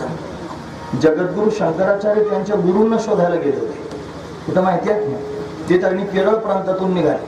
त्यांच्या गावाचं नाव होतं कालडी नावाचं गाव. आलमाई नावाच्या नदीपासून त्यांनी पायी चालत चालत निघाले गुरुच्या शोधात आणि ओंकारेश्वर क्षेत्रामध्ये गेले. आणि या ओंकारेश्वर क्षेत्रामध्ये गेल्यानंतर तिथे त्यांनी गोविंद पादाचार्य बसले होते आणि बऱ्याच वर्षापासून बसले होते. भगवान शंकराचा अवतार होईल आणि ते तुझ्यापर्यंत येतील असं त्यांच्या गुरूंनी गौड पादाचार्याने त्यांना सांगून ठेवलं. तुम्ही वाट पाहत बसले. हे गेले. नर्मदा नदीला एवढा पूर आला होता महाराज की त्या पुराचं पाणी त्या गुहेत जायला लागलं. आणि त्या गुहेत पाणी गेल्यानंतर आता त्यांनी गुरुजी आत बसले, तर पुराचं पाणी आत गेले की आता गुरुजी आपल्याला सापडायचं नाही, सगळ्यांनाच वाटायला. शंकराचार्य गेले. एक गाडगं घेतलं हातात, गाडगं, आणि ते गाडगं घेऊन त्यांनी यमुनेच्या त्या नर्मदेच्या त्या काठावर ठेवलं आणि तिला विनंती केली की गाडग्यात थांब. एवढा मोठा पूर आला होता, पण सगळा पूर त्यांनी गाडग्यात जाऊन स्थिर झाला. गाडग्यात त्यांनी यमुना साठवली गेली आणि रस्ता मोकळा झाला आतमध्ये जाण्याचा. का बरं झालं? हे सामान्य नाही, हे जे चमत्कार करणे हे अवतारी आहेत. म्हणून शंकराचार्य अवतारी आहेत म्हणून चमत्कार करता आला. तसा कन्हैया अवतार घेऊन आलेला आहे म्हणून त्यांनी पूर शांत करताना पायाचा स्पर्श केल्याबरोबर यमुना दुभंगली आणि दुभंगल्याबरोबर त्यांनी महाराज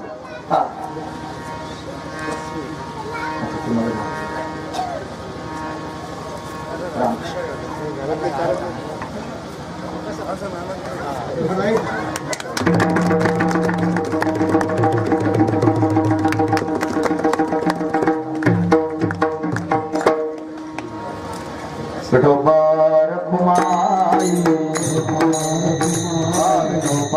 कुमारी विठोबार कुमारी विठोबार कुमारी विठोबार कुमारी विठोबार कुमारी.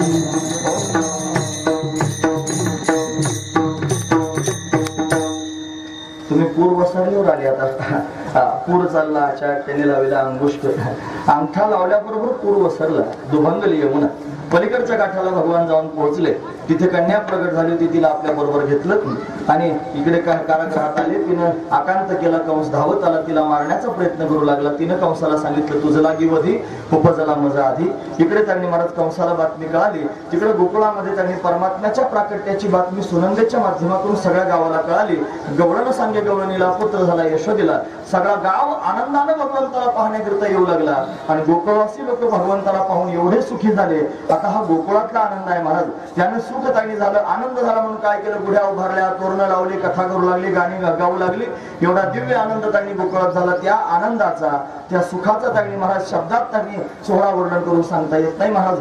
वर्णन करून सांगतात हे गोकुळच्या सुखा गोकुळच्या सुखा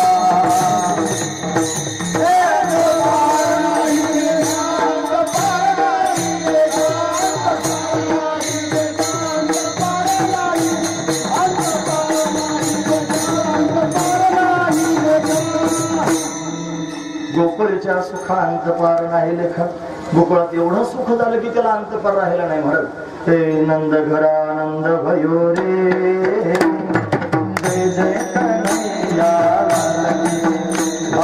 नंद घरानंद भयो रे, जय जय कन्हैया नंद घरानंद भयो रे, जय जय कन्हैया नंद घरानंद भयो रे, जय जय कन्हैया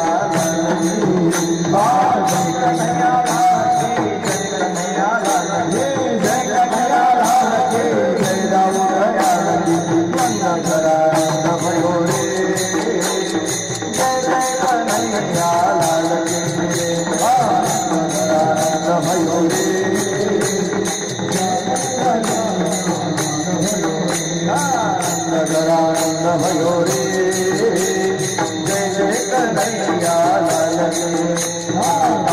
जन्मला कृष्ण जन्मला,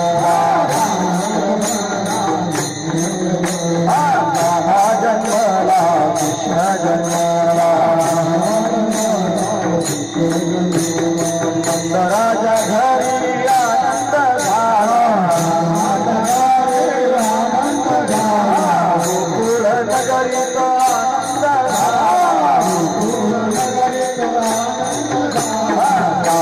जन्मला कृष्ण जन्मला,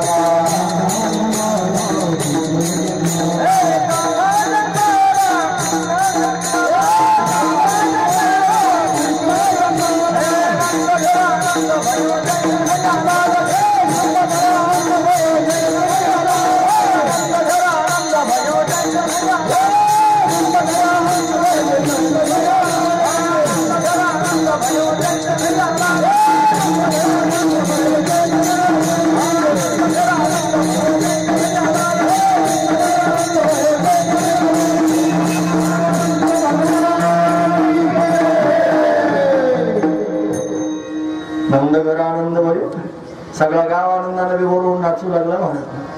बधाई हो सर्वजण म्हणू लागले. आनंद विभोर सर्वजण आहेत. भगवंताला पाहून सर्वांना आनंद होऊ लागला. गोकुळवासी लोकांना देवाला पाहून आनंद झाला इथपर्यंत ठीक आहे, पण कंसाला मात्र दुःख झालं.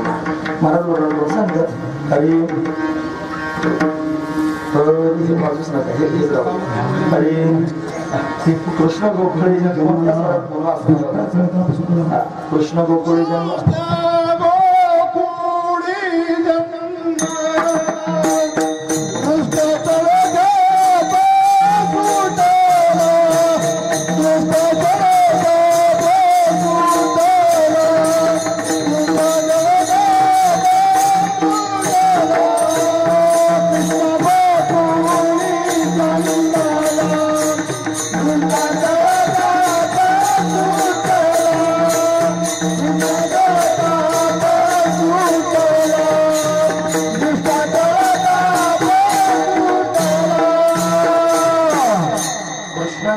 जन्माला दुष्टाचल काप सुटला. कृष्ण परमात्मा गोकुळात जन्माला आला, पण दुष्टांना मात्र चळकाप सुटला. सर्वजण त्यांनी घाबरले. कृष्ण जन्माला आला. कंसानं त्यांनी महाराज कन्हैयाला मारण्याकरिता षडयंत्र करायला सुरुवात केली. त्यानं मिटिंगच घेतली. महाराज सगळ्या दैत्यांना बोलावलं. मला माझा शत्रू पंचकोशीत कुठेतरी जन्माला आलाय, त्याला मारण्याकरिता जा. जो त्याला मारून येईल त्याला अर्ध गाव बक्षीस देईन म्हणला. एवढं फरमान त्यानं काढल्याबरोबर सर्वजण आनंदी झाले. सर्वजण चढावड सुरू झाली. मी जातो करण्याची. इतक्या त्यांनी पुतनाबाई आल्या. त्या पुतने त्यांनी सांगितलं मी जाते मारण्याकरिता. छोटस लेकरू जन्माला आले त्याला मारण्याकरिता कशाला एवढे मोठे मोठे दैत्य पाहिजे. मी जाते म्हणे आता नरडीला नख लावून येते. तेव्हापासूनची म्हण आहे मला नरडीला नख लावणं. केसानं गळा कापते म्हणे त्याचा जाऊन आता काही काही निघाली. महाराज अतिशय सुंदर रूप धारण करून आली. नामदेव महाराज वर्णन करून सांगतात हे नामा म्हणे आली नंदाची घरा स्वरूप सुंदरा देवांगना. जशी अप्सरात आम्ही महाराज आली असावी आणि ती त्यांनी यशोदामाईच्या घरामध्ये घुसली. भगवान प्रगट झाले अष्टमीला आणि त्यांनी पुतना आली चतुर्दशीला. चतुर्दशी म्हणजे 14 क्रमांकाची तिथी. ही पुतना म्हणजे अविद्या आहे की नाही ती त्यांनी परमात्म्याला झाकण्याकरिता आली खरी, पण परमात्म्याच्या समोर तिचं काही चालणार नाही. अविद्या म्हणजे त्यांनी जे खोटा आहे ना ते त्यांनी महाराज प्रगट झालं. माहितीची कैसे झालेले खेळ. आणि नाही त्याची दिसू लागली, जे नाही ते त्यांनी महाराज प्रत्यक्ष दिसते. म्हणून त्यांनी महाराज जी स्वरूपवान आहे पण बाद योग्य आहे अशी असणारी ती मिथ्या असणारी अविद्या माया, तिला स्वतःहून विलक्षण अनिर्वचनीय मिथ्या असं म्हणलं जातं, जिला सत्य म्हणता येत नाही. का बरं सत्य म्हणता येत नाही? सत्य शब्दाची व्याख्या असते त्रिकाल आबाधितत्वम सत्यत्वम, ज्याचा तिन्ही काळात नाश होत नाही त्याला सत्य म्हणतात. मग तिला सत्य म्हणता येत नाही. का बरं? ब्रह्मज्ञान झाल्यावरती सत्य राहत नाही ना, महत्वाची गोष्ट दिसतच नाही. मग असत्य म्हणा, म्हणजे असत्य म्हणता येत नाही. असत्य कोणाला म्हणावं? ज्याची तिन्ही काळात प्रतीती येत नाही त्याला असत्य म्हणायचं. सश्याला किती शिंग असतात? नसतात ना. सश्याची शिंग अत्यंत असद्रूप आहे, त्याला शिंगच नाही, त्याचा अत्यंत अभाव आहे. आकाशाला किती फुलं येतात वर्षातून? येतच नाही. आकाशाला जसं फुल येत नाही, का बरं? ती अत्यंत असद्रूप आहे.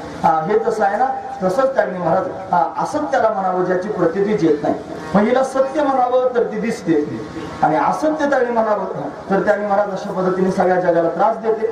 म्हणून त्यांनी अशा पद्धतीनं स्वतःहून विलक्षण अनिर्वचनीय मिथ्या असं तिला म्हटलं जातं. अशी असणारी ही प्रकृती, ही अविद्या, ही देवाला झाकण्याकरिता आहे. आणि ती आल्यानंतर त्यांनी महाराज भगवंतानं तिचा उद्धार करून टाकला. कसं काय उद्धार केला असेल? त्यानं जाणलं ही कोण आहे.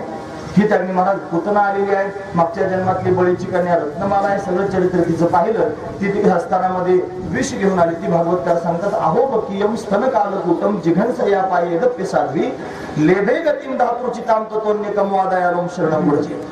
जी त्यांनी महाराज विष घेऊन आली होती मारण्याकरिता, भगवंताने तिचा उद्धार करून टाकला. तिला आईला द्यावी ती गती दिली. म्हणजे देवकीला आणि यशोदेला जी गती परमात्मा देणार आहे ती गती पुतणीला दिली. माऊली महाविष्णू भगवान ज्ञानोबराय सांगतात, तुला सनकादिकाची निमाने सायुज्य स्वरूपी झाला पुतणे जी विषाचे स्तन पाणी मारू आहे.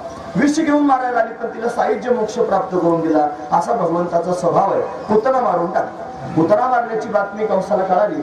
या कंसानं महाबळ नावाचं दैत्य पाठवलं. तो बलवान आहे, आपण ब्राह्मणाचं रूप घेऊन गेला.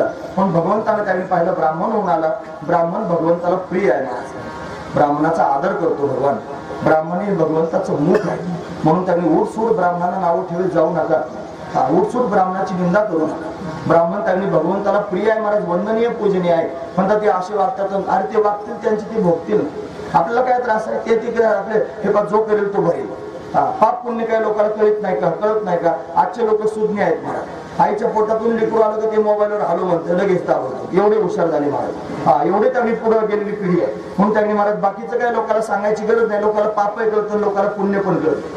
हे केल्यानं पाप होईल, हे केल्यानं पुण्य होईल लोकांना कळतंय. म्हणून हे कळत असून करतात याचा अर्थ त्यांना त्याची जबाबदारी आहे. ते म्हणतात आपण करतो तर भोगाली, म्हणजे त्यांना कळतंय ते आपल्या भुक्तींना. आपण कशाला आपलं तोंड खराब करायचं? आपण कशाला आपली अक्कल त्यांनी लावायची? पुन्हा ब्राह्मणांची निंदा करायची? अजिबात ब्राह्मणांची निंदा करू नये. कशाकरिता ते करायचे? पापाचा भागीदार व्हायचा. भगवंताला प्रिय आहेत ब्राह्मण. म्हणून आता लोकांना फार त्रास आहे महाराज. लोक अधर्मी झाले आणि ते त्यांनी महाराज अशा पद्धतीनं धर्म बुडवायला निघाले. मग त्यांच्या स्वतःचं ठिकाणा नाही, धर्माला त्यांनी बुडवायला निघाले. आता पाडवा झाला की नाही, गुढी पाडवा, काही दसकाट्यांनी गुढ्याच उभारले नाहीत महाराज. का बरं उभारले नाहीत? न उभारण्याचं कारण म्हणजे ते असं झालं, संभाजी राजाला मारलं, म्हणजे ते भाल्यावर मुडकं घेतलं, ते सगळीकडे फिरवलं, त्याची गुढी केली, म्हणून त्यांनी गुढ्या उभारायच्या नाही असं त्यांनी सांगायला लागले लोक. अहो किती वर्षापासून गुढ्या, आता आपण गुढ्या तोरणी कीर्ती कथा गाठी गाणी असं म्हणलं की नाही, म्हणजे 5000 वर्षापूर्वी गुढ्या उभारल्या जात होत्या. पण आता लोकांनी गुढ्या बंद केल्या. कशा काय कारणामुळे बंद केल्या असतील? त्याचं कारण फक्त हे शेंबडे मेंबडे आता सांगायला मी त्यांचं ऐकतो. म्हणजे ज्ञानोबराय मान्य नाही, तुकोबराय मान्य नाही, साधू संत मान्य नाही, हे मान्य आहेत आताचे लोक. आणि हे काय सांगतायत? आम्हाला ज्ञानोबराय मान्य आहे. 700 वर्षापूर्वी ज्ञानोबरायांनी गुढीचं वर्णन त्यांचं ते म्हणतात, आधोर तो गुढी काढी प्राण नावाची पिंडी बांधून घाली उडी मध्यमे माझी, संकल्प विकल्पाचे लुगडे फेडून मन उघडे. ही उभी नाही का? ज्ञानोबरायांचे शब्द नाहीत का? त्याच्यात आधव उर्ध्व गुढी शब्द आला, त्याच्यात पिंडी शब्द आला, त्याच्यात लुगड शब्द आला. म्हणजे 700 वर्षापूर्वी सुद्धा अशीच गुढी उभारली जात होती. मग संभाजी राजे काय 700 वर्षापूर्वीचे आहेत का? आताचे आहेत की नाही? मग या शेंबड्याने ते आता घातले. म्हणून या शेंबड्या मेंबड्यांचं ऐकू नका. हे तुमचा बुद्धिभेद करून टाकतील, खरकटे आहे. हे धर्मबाह्य त्यांनी वागतायत. यांना स्वतःच्याच बापाचा तपास नाही कोणाची आहेत ते महत्वाची गोष्ट आहे. माझे शब्द वाईट आहेत, मला वाईट बोलायची सवय, मला कोणाच्या बापाची भीती वाटत नाही. मला माझा धर्म सांगायचा आहे. आणि धर्म सांगायला भ्यायचं काय काम नाही मला कोणाच्या समोर. आपला धर्म आहे आपण सांगितला पाहिजे आणि ठामपणे सांगितला पाहिजे. पण धर्माच्या विरोधात जर कोणी एक शब्दभर बोलत असेल संतांच्या विरोधात, देवाच्या विरोधात, जर साधूच्या विरोधात कोणी बोलत असेल तर आम्ही त्याच्या समोर हातात शस्त्र घेऊन उभे आहोत. आमच्या समोर त्याने आधी त्यांनी यायचं, घेत नाही कोणाच्या बापाला जा. म्हणून त्यांनी महत्वाची गोष्ट आहे की न्याय एकट्याने बोलायची गरज नाही, सगळ्या जगाने बोलायची गरज आहे. जे स्वतःला धार्मिक म्हणून घेत असतील, वाडवडिलांची परंपरा जपत असतील, त्यांनी पोटात ही परंपरा साठवून जगाच्या समोर वागायचं, वागून लोकांच्या समोर धडाडीने बोलायचं, महत्वाची गोष्ट आहे. म्हणून त्यांनी मला हे सगळे जन्माला आले म्हणे ब्राह्मण असे करतात, साधूच असे आहेत, फराण्याचं आहेत, आणि तुम्हाला कोणी अधिकार दिला काय म्हणायचं? माझ्या बाबाने मला सांगितलं म्हणे बघ, कोणाला वाईट म्हणायचं, कोणाची निंदा करायची नाही. कोपरगावातच असताना त्यांनी सांगितलं की म्हणे अंगावर जर भगवा कपडा दिसला ना की तो कोण आहे, खरा साधू आहे का खोटा साधू आहे का, त्याची त्याने पोट विचारित बसू नको. काय घेणं देणं त्याच्यावर पडलं. तुला जर नमस्कार करत असलं तर इमानदारीने नमस्कार कर. जर नमस्कार करण्याची ऐपत तुझ्यात नसली तर तोंडाने वाईट तरी कोणाला म्हणू नकोस. म्हणून वाईट म्हणायचं काम माझ्या गुरुने मला शिकवलं नाही. म्हणून त्यांनी कोणाला वाईट म्हणायचं नाही. म्हणता आलं तर चांगलं म्हणावं, करता आलं तर चांगलं करावं. अरे भला किसी का कर न सके तो बुरा किसी का मत करना. म्हणून फुल नाही बन सकते तो तुम काटे बनकर मत राहिना. अरे चांगलं नाही करता आलं तर वाईट तरी निदान करायचं नाही. कशाकरिता धर्माच्या विरोधात बोट घालायचे लोकांनी? ते लोक बोट घालतात म्हणून हे बोलायची बारी येते. काय करू आता, जीव माझा कासा विसर. गुढ्याच उभारण्यात लोकांनी झेंडे लावले म्हणजे झेंडेच लावायचे फक्त. ही काय गुढी आहे? गुढी गुढीच आहे, गुढीच उभारली पाहिजे. जर नाही गुढी उभारली, ज्या घरामध्ये गुढ्या उभारल्या जाणार नाही ते लोक पापाची भागीदार होते. आणि पुढचा मुद्दा सांगतो, त्यांच्या घरातले दिवे सुद्धा राहतील की नाही देव झाले. म्हणून त्यांनी हे माझे शब्द लक्षात घ्या मी काय बोलतोय. म्हणून साधू संतांनी, ऋषी मुनींनी आपल्याला परंपरा घालून दिलेली आहे. ती परंपरा तशीच जर वागवीत असाल तर ठीक, नाही तर तुमचं बुडून जाईल सगळं. महत्वाची गोष्ट आहे. म्हणून त्यांनी महाराज हे साधू संत आपल्याला प्रमाण आहे. म्हणून त्यांनी गो ब्राह्मण आपल्याला प्रमाण आहे. म्हणून त्यांनी ब्राह्मणाच्या रूपात आला महाबळ भट. तो त्यांनी महाराज राक्षस आहे आणि देवाला मारण्याकरिता ब्राह्मणाच्या रूपात आला तरी देव म्हणला नको मारायला, मला ब्राह्मण होणार आहे. याला जर मारलं तर त्यांनी महाराज लोक काय म्हणतील, पण देवानं मारला नाही महाराज, तसाच जाऊ दिला मागे. मग त्याचं जाणवं तुटलं, पंचांग फाटलं आणि पुढे महाराज वर्णन करून सांगतात हे धोतर गळाले ढुंगणाचे. ढुंगणा आता मला म्हणताचे ना स्वर समजना ना. ढुंगणाचं धोतर त्याचं गळाला, नागवाच पळत गेला महाराज कंसासमोर. जाऊ नको कंसा. कंस बाहेर आला, तुम्हाला येड्या जरा कपडे घालून ये, माझ्या राज्यात आणि उघडा नागडा फिरतो. ते म्हणजे सगळं नंतर सांगतो. म्हणे काय?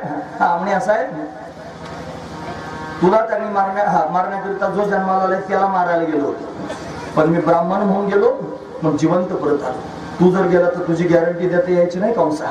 तू जाऊ नको, कोणाला पाठवू नको असं सांगायला सुरुवात केली महाराज. पण कंस काय ऐकणार होता का?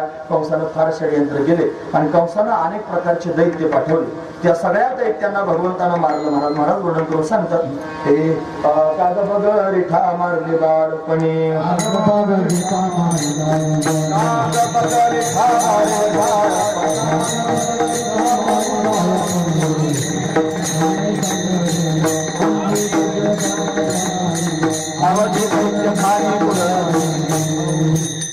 काग बगरे ठा मारले बाळपणी, अवघी दैत्य खाणी बुडविली.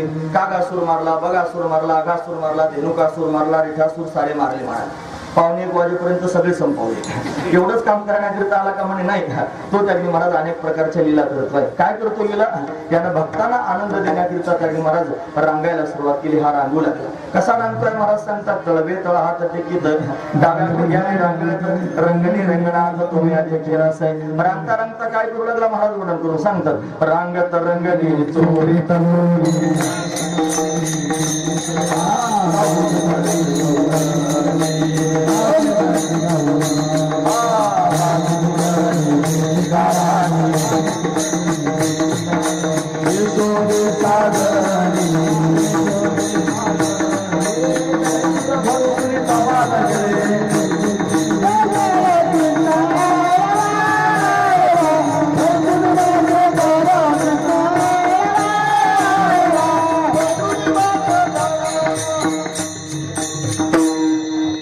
रांगत रंगणी चोरीत लोणी धावणी धरती गवळणी बांधती चरणी देती गाणी यशोदे सागरणी दही दूध भक्षुनी नमान केले नमत केले सारणी कृष्ण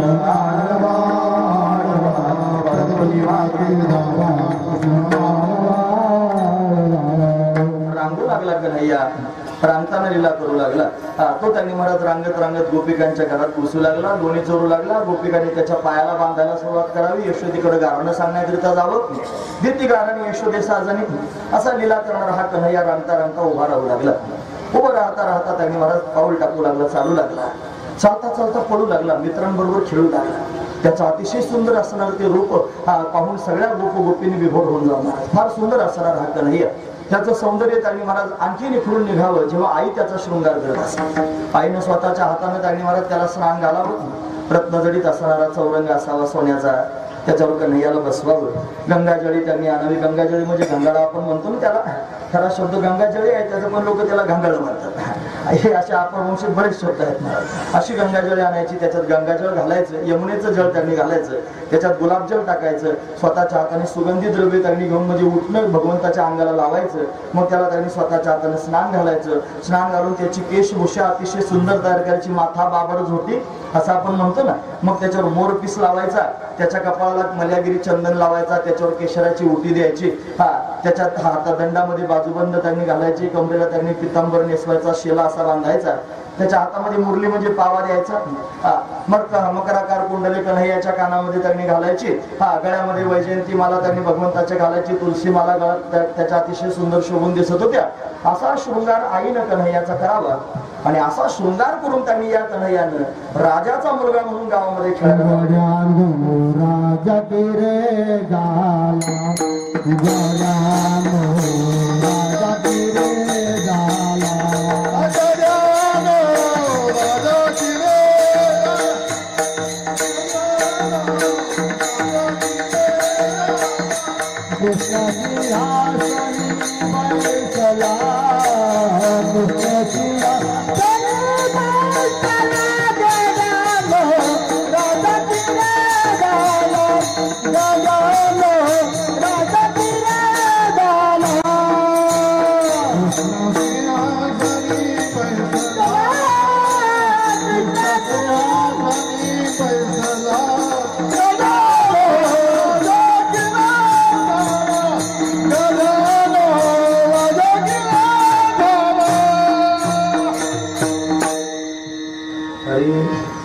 गड्यानो राजा किरे झाला, कृष्ण सिंहासनी बैसला, देव राजा झाला.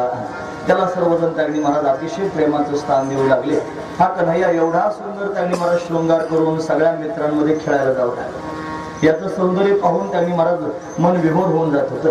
गोपिकांनी कन्हैयाला पाहावं आणि पाहून विचारावं, कन्हैया कोणी रे तुझा एवढा सुंदर शृंगार केला, तुला दृष्ट लागेल ना. या गोपिकांची त्याला दृष्ट लागत होती, त्याला सल्लाच देत होत्या. सजमत श्याम नजर लग जाएगी, सजमत श्याम नजर लग जाएगी, सजमत श्याम नजर लग जाएगी, सजमत श्याम नजर लग जाएगी. बरसाने की गुजरी, बरसाने की गुजरी, सजमत श्याम नजर लग जाएगी, सजमत श्याम नजर लग जाएगी. सजमत शाम नजर लग जाएगी, बरसाने की गुजरी, बरसाने की गुजरी मर जाएगी. सजमत शाम नजर लग जाएगी. शाह शाह मेरी शाह, शाह शाह मेरी शाह, ओ शाह शाम मेरी शाह, शाह शाम मेरी शाह. कन्हैया तुला पाहून दृष्ट लागेल ना रे कोणाची, एवढा सजू नकोस, एवढा शृंगार करू नकोस. त्याला पाहून गोपिकांनी मनातले मनात भाव निर्माण करावा की हा कन्हैया आपला झाला पाहिजे. कशाला आपला होईल, काय केलं म्हणजे हा कन्हैया आपला होईल. विचार करू लागल्या, साधना करायचं ठरवलं. काय साधना करायची? या ब्रजभूमीमध्ये असणाऱ्या गोपिका ज्या कुमारिका आहेत, या सगळ्या कुमारिकांनी त्यांनी विचार केला देवीची उपासना करायची. म्हणजे कोण्या देवीची उपासना करावी? वृंदावनामध्ये त्यांनी शक्तीपीठ आहे महाराज, कात्यायनी पीठ आहे. सती मातेच्या शरीराचे खंड खंड झाले आणि 52 ठिकाणी पडले. त्याच्यामध्ये सती मातेचे जे केस आहेत ना, हे जिथं पडले ते वृंदावन आहे. वृंदावनात सती मातेचे केस पडलेले, म्हणून ते त्यांनी शक्तिपीठ आहे. आणि त्या शक्तिपीठामध्ये जाऊन गोपिकांनी उपासना करायला सुरुवात केली. वाळूची मूर्ती तयार करायची देवीची आणि मग तिथे जाऊन त्यांनी तिची उपासना करायची. हरी कात्यायनी महामाये महायोगिन्नधीश्वरी नंदगोप सुखम देवी पतिन्मे गुरुते नमः. हे कात्यायनी, हे महामाये, तो नंदराजाचा मुलगा आमचा पती व्हावा असं आम्हाला वाटतं, म्हणून उपासना सुरू केली. उपासना थोडी चुकत होती, म्हणून कन्हैया दागणी मला स्वतः झाला. चिरहरण प्रसंग आपण पाहतो. मग गोपिकांना उपदेश केला. मग गोपिकांच्या मनातला देह अहंकार निघून गेला. कात्यायनी प्रसन्न झाली. प्रसन्न होऊन वरदान दिलं, भगवान तुमच्याबरोबर रासलीला करेल. त्याचं सौंदर्य पाहून गोपिकांच्या मनात हा भाव प्रगट झाला होता. मग शरद पौर्णिमेच्या रात्री रासलीला होईल असं त्यांनी सांगितलं. मग शरद पौर्णिमेची वाट पाहू लागल्या गोपिका आणि ती शरद पौर्णिमा आली महाराज. ती आल्यानंतर भगवान त्यांनी सगळ्यात आधी वृंदावनात गेला. जाऊन त्यांनी रात्रीच्या वेळेला पौर्णिमेच्या रात्री पावा वाजू लागला. त्या पाव्यामधून भगवंतानं क्लीम शब्दाचा उच्चार केला. हे जे क्लीम आहे ना, काम बीज आहे महाराज, काम बीज आहे. यानं त्यांनी महाराज संपूर्ण सृष्टी अशी प्रभावित करून टाकली. भागवतातला श्लोक सांगू. ते म्हणतात, भगवान पिता रात्री शरदोत्फुल्ल मल्लिका विक्षरंतु मनश्चक्रे योग माया मुपाश्रिता. भगवंतानं माया प्रस्थापित केली. भगवान अपिता रात्री, भगवंतानं सुद्धा त्या रात्री फार सुंदर वातावरण निर्माण केलं. चंद्र पूर्ण रूपानं उदयाला आला. सुंदर शीतल असणारं वातावरण त्यांनी तयार झालं. वारा त्यांनी वाहू लागला. वेलींवर त्यांनी महाराज फुलं उमलली. फुलांचा सुगंध दरवळू लागला. तो वारा त्यांनी महाराज त्या सुगंधाला घेऊन फिरतोय. कन्हैया पावा वाजवतोय. गोपिकांनी त्यांनी मुरलीचा स्वर ऐकला. एक गोपी त्यांनी महाराज धार काढत होती गायीची. बाला घातला होता. भालाच म्हणतात ना तुमच्याकडे कोपरगावला, मला माहित नाही काय म्हणत असतील, आमच्याकडे म्हणतात बाला घातला. आणि मग त्यांनी धार काढायला लागली. अर्ध दूध काशीत होतं, अर्ध त्यांनी बादलीत काढून झालं होतं. पण कन्हैयाच्या मुरलीचा आवाज ऐकला. विसरले ना महाराज. निघाली कन्हैयाच्या दिशेने. एक त्यांनी महाराज भाकरी करत होती. हात भाकरीच्या पिठाने भरली होती. एक भाकरी तव्यावर होती, एक चुलीला उभी केली होती, एक काठवटीमध्ये होती. आणि कन्हैयाची मुरली ऐकू आली. निघाली महाराज तशी. गेली सोडून भाकरी करणं सुद्धा. एक गोपी त्यांनी महाराज नवऱ्याला जेवायला वाढत होती. तो जेवत होता. हिच्या हातात पंखा होता. पंखा करत होती. तिला पावा ऐकू आला कन्हैयाचा. निघाली महाराज तशीच. पातिव्रत्य धर्म तीन सगळं सोडून दिले, निघाली. एक गोपी त्यांनी महाराज लेकराला दूध पाजत होती. आणि दूध पाजता पाजता कन्हैयाचा पावा ऐकू आला. लेकरू तसंच ठेवून दिलं. कन्हैयाच्या दिशेने जाऊन त्यांनी महाराज निघाली वृंदावनात जाण्याकरता. एक गोपी सासूची पाय दाबीत होती. पावा ऐकू आला. निघाली. सासू म्हणली, कुठे झाली? ती म्हणली, हो खरं बोलली महाराज. ती म्हणली, असं आहे, माझा कन्हैया मला बोलावतोय, मला गेलं पाहिजे. तिने लगेच तिच्या नवऱ्याला बोलावलं. म्हणे, बघ तुझी बायको रात्री अपरात्री कोणाला भेटायला चालली. असं म्हणल्यानंतर त्यावेळी महाराज तो आला. त्यानं दावा आणलं. या गोपीला बांधून टाकलं महाराज. कच करतो का तू कशी काय जाती पाहतो. तिने डोळे बंद केले. भगवंताच्या चरणांचं स्मरण करू लागले. देवा, तुझ्या पायापर्यंत येण्याची इच्छा आहे, पण हा संसार मला येऊ देत नाही. काय डोळे बंद करून त्यांनी महाराज भगवंताच्या चरणांच्या स्मरणानं त्यांनी सगळे पाप ताप जळून गेले. शरीर सोडून दिले. गाई का बछड़ा वैसा पूछोड़ा बेला का दूध निकाल. गाई का बछड़ा वैसा पूछोड़ा बेला का दूध निकाल. गाई का बछड़ा वैसा पूछोड़ा बेला का दूध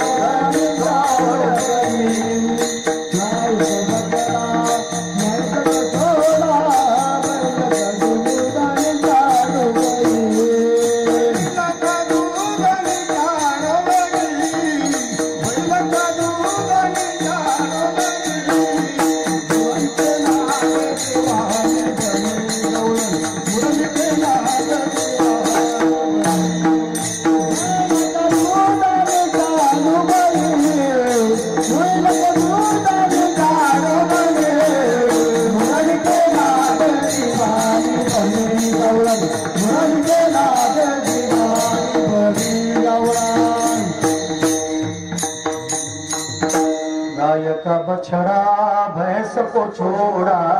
गाय का बछड़ा भैंस को छोड़ा. बैल का दूध निचोड़ गई. बैल का दूध निचोड़ गई. मुरली का नाद दीवानी बनी गौरन.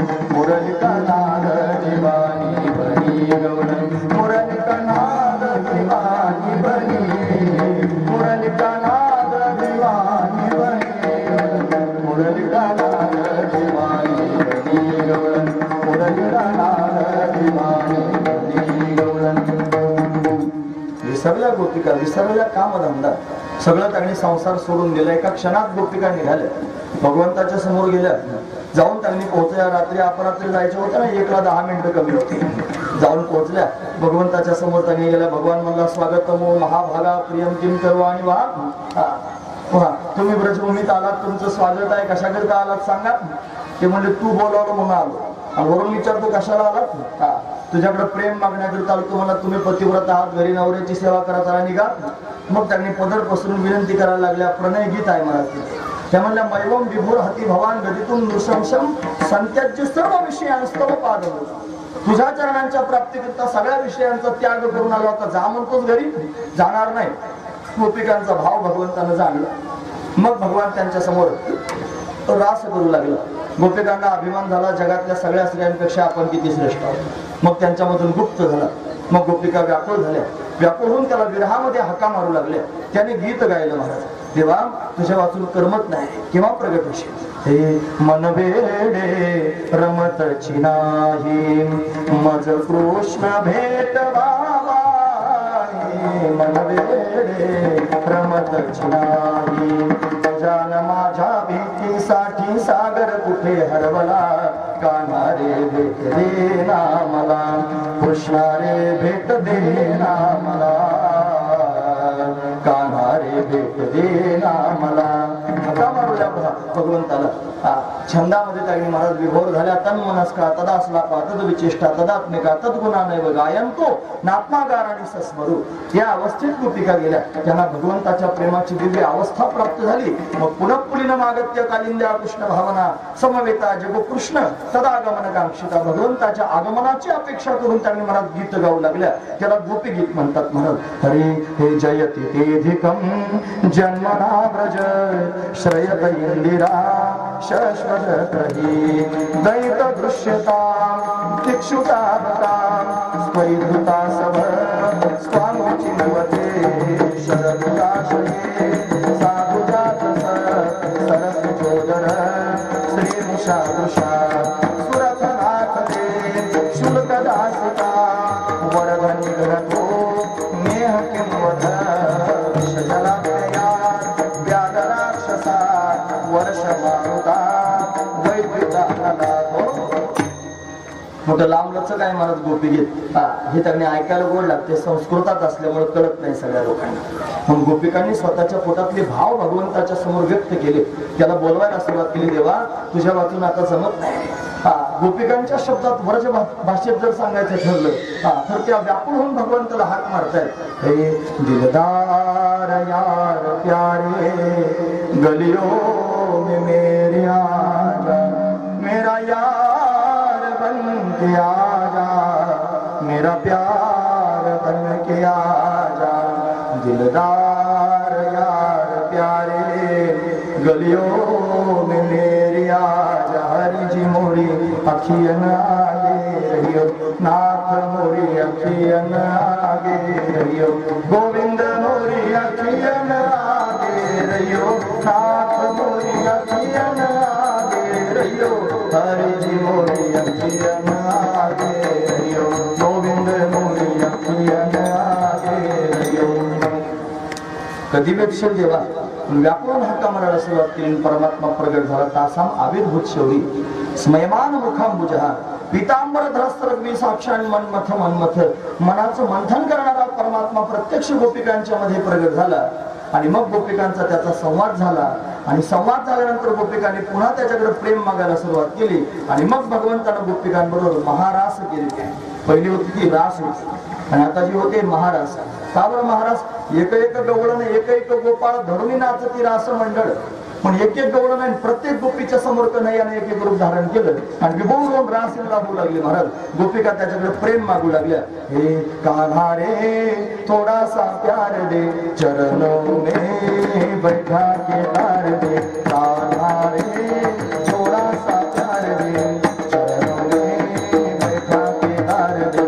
ओ गोरी घूंघट उभार दे, प्रेम की भिक्षा झोले में डाल दे. प्रेम गली में आके गुगरिया भूल गई रे घर की डगरिया. माया का तूने रंग ऐसा डाला, बंधन में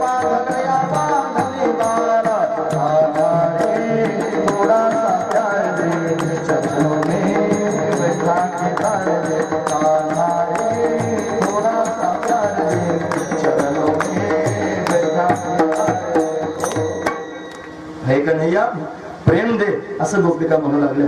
आणि मग भगवंतांनी महारास गोपिकांबरोबर करू लागला. त्यावेळेला वृंदामध्ये दिव्य असणारा आनंद प्रगट झाला. या गोपिका भगवंताला आळवू लागल्या. हा जो त्यांनी विटेवर उभा असणारा विठ्ठल आहे ना, या विठ्ठलाला तो कृष्ण रूपात असताना गोपिका त्याला आळवत होत्या.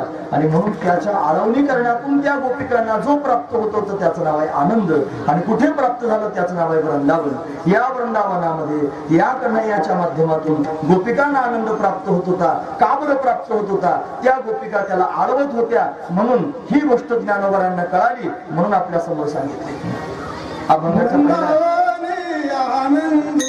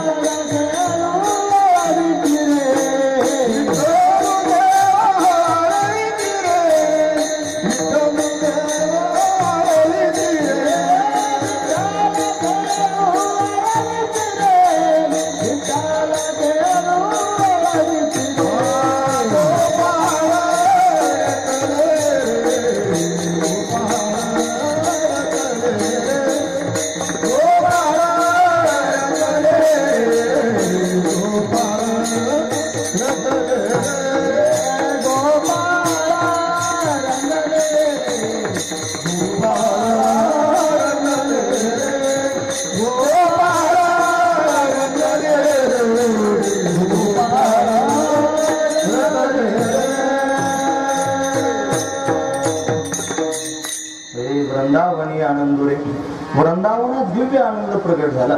आणि भगवंताला सर्वजण अशा पद्धतीने आळवू लागले. हे त्यांनी दिव्य असणारं वृंदावनातलं वैभव आहे. ते ज्ञानोबरांनी आपल्या समोर सांगितलं. एवढंच केलं का देवानं? नाही ना.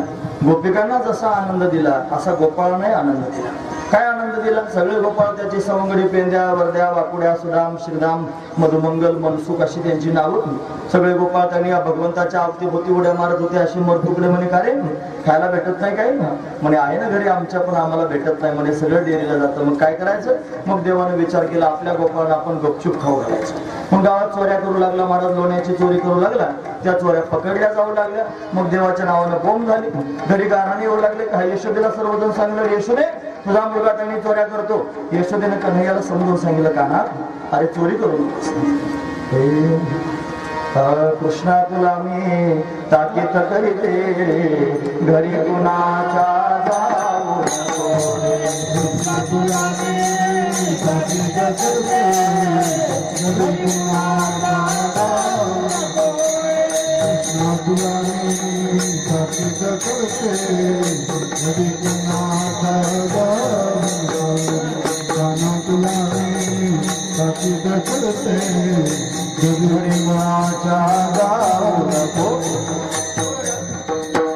गवळ्या घरी बोभाटा उठला, माठ तयाचे फोडू नको रे.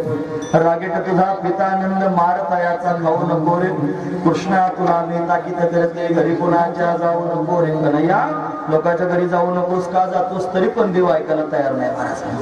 मग अनेक प्रकारानं समजून सांगितलं तरी खोड्या चोऱ्या करायचं काम चालूच आहे. गोपिका गाराने सांगण्याकरता येतच आहेत. या गोपिका माझं गारानं सांगतात म्हणून देवाला राग यायचा. मग काय करायचं? हा कन्हैया त्यांनी विचार करू लागला, यांच्या काहीतरी खोड्या केल्या पाहिजे. मग काय काय खोड्या करायला लागला? आधी चोऱ्या करत होता, आता खोड्या करायला लागला. काय काय खोड्या केल्या अनेक प्रकार. कोणाचा पदर तरी ओढायचा, कोणाची तरी विणी तरी ओढायची, कोणाचा माठ तरी फोडायचा, कोणाच्या घरात तरी घुसायचं, जळतं लाकूड तरी घ्यायचं, त्या गोपीच्या तोंडावरच धरायचं. देईन म्हणलं तुझ्या तोंडावर.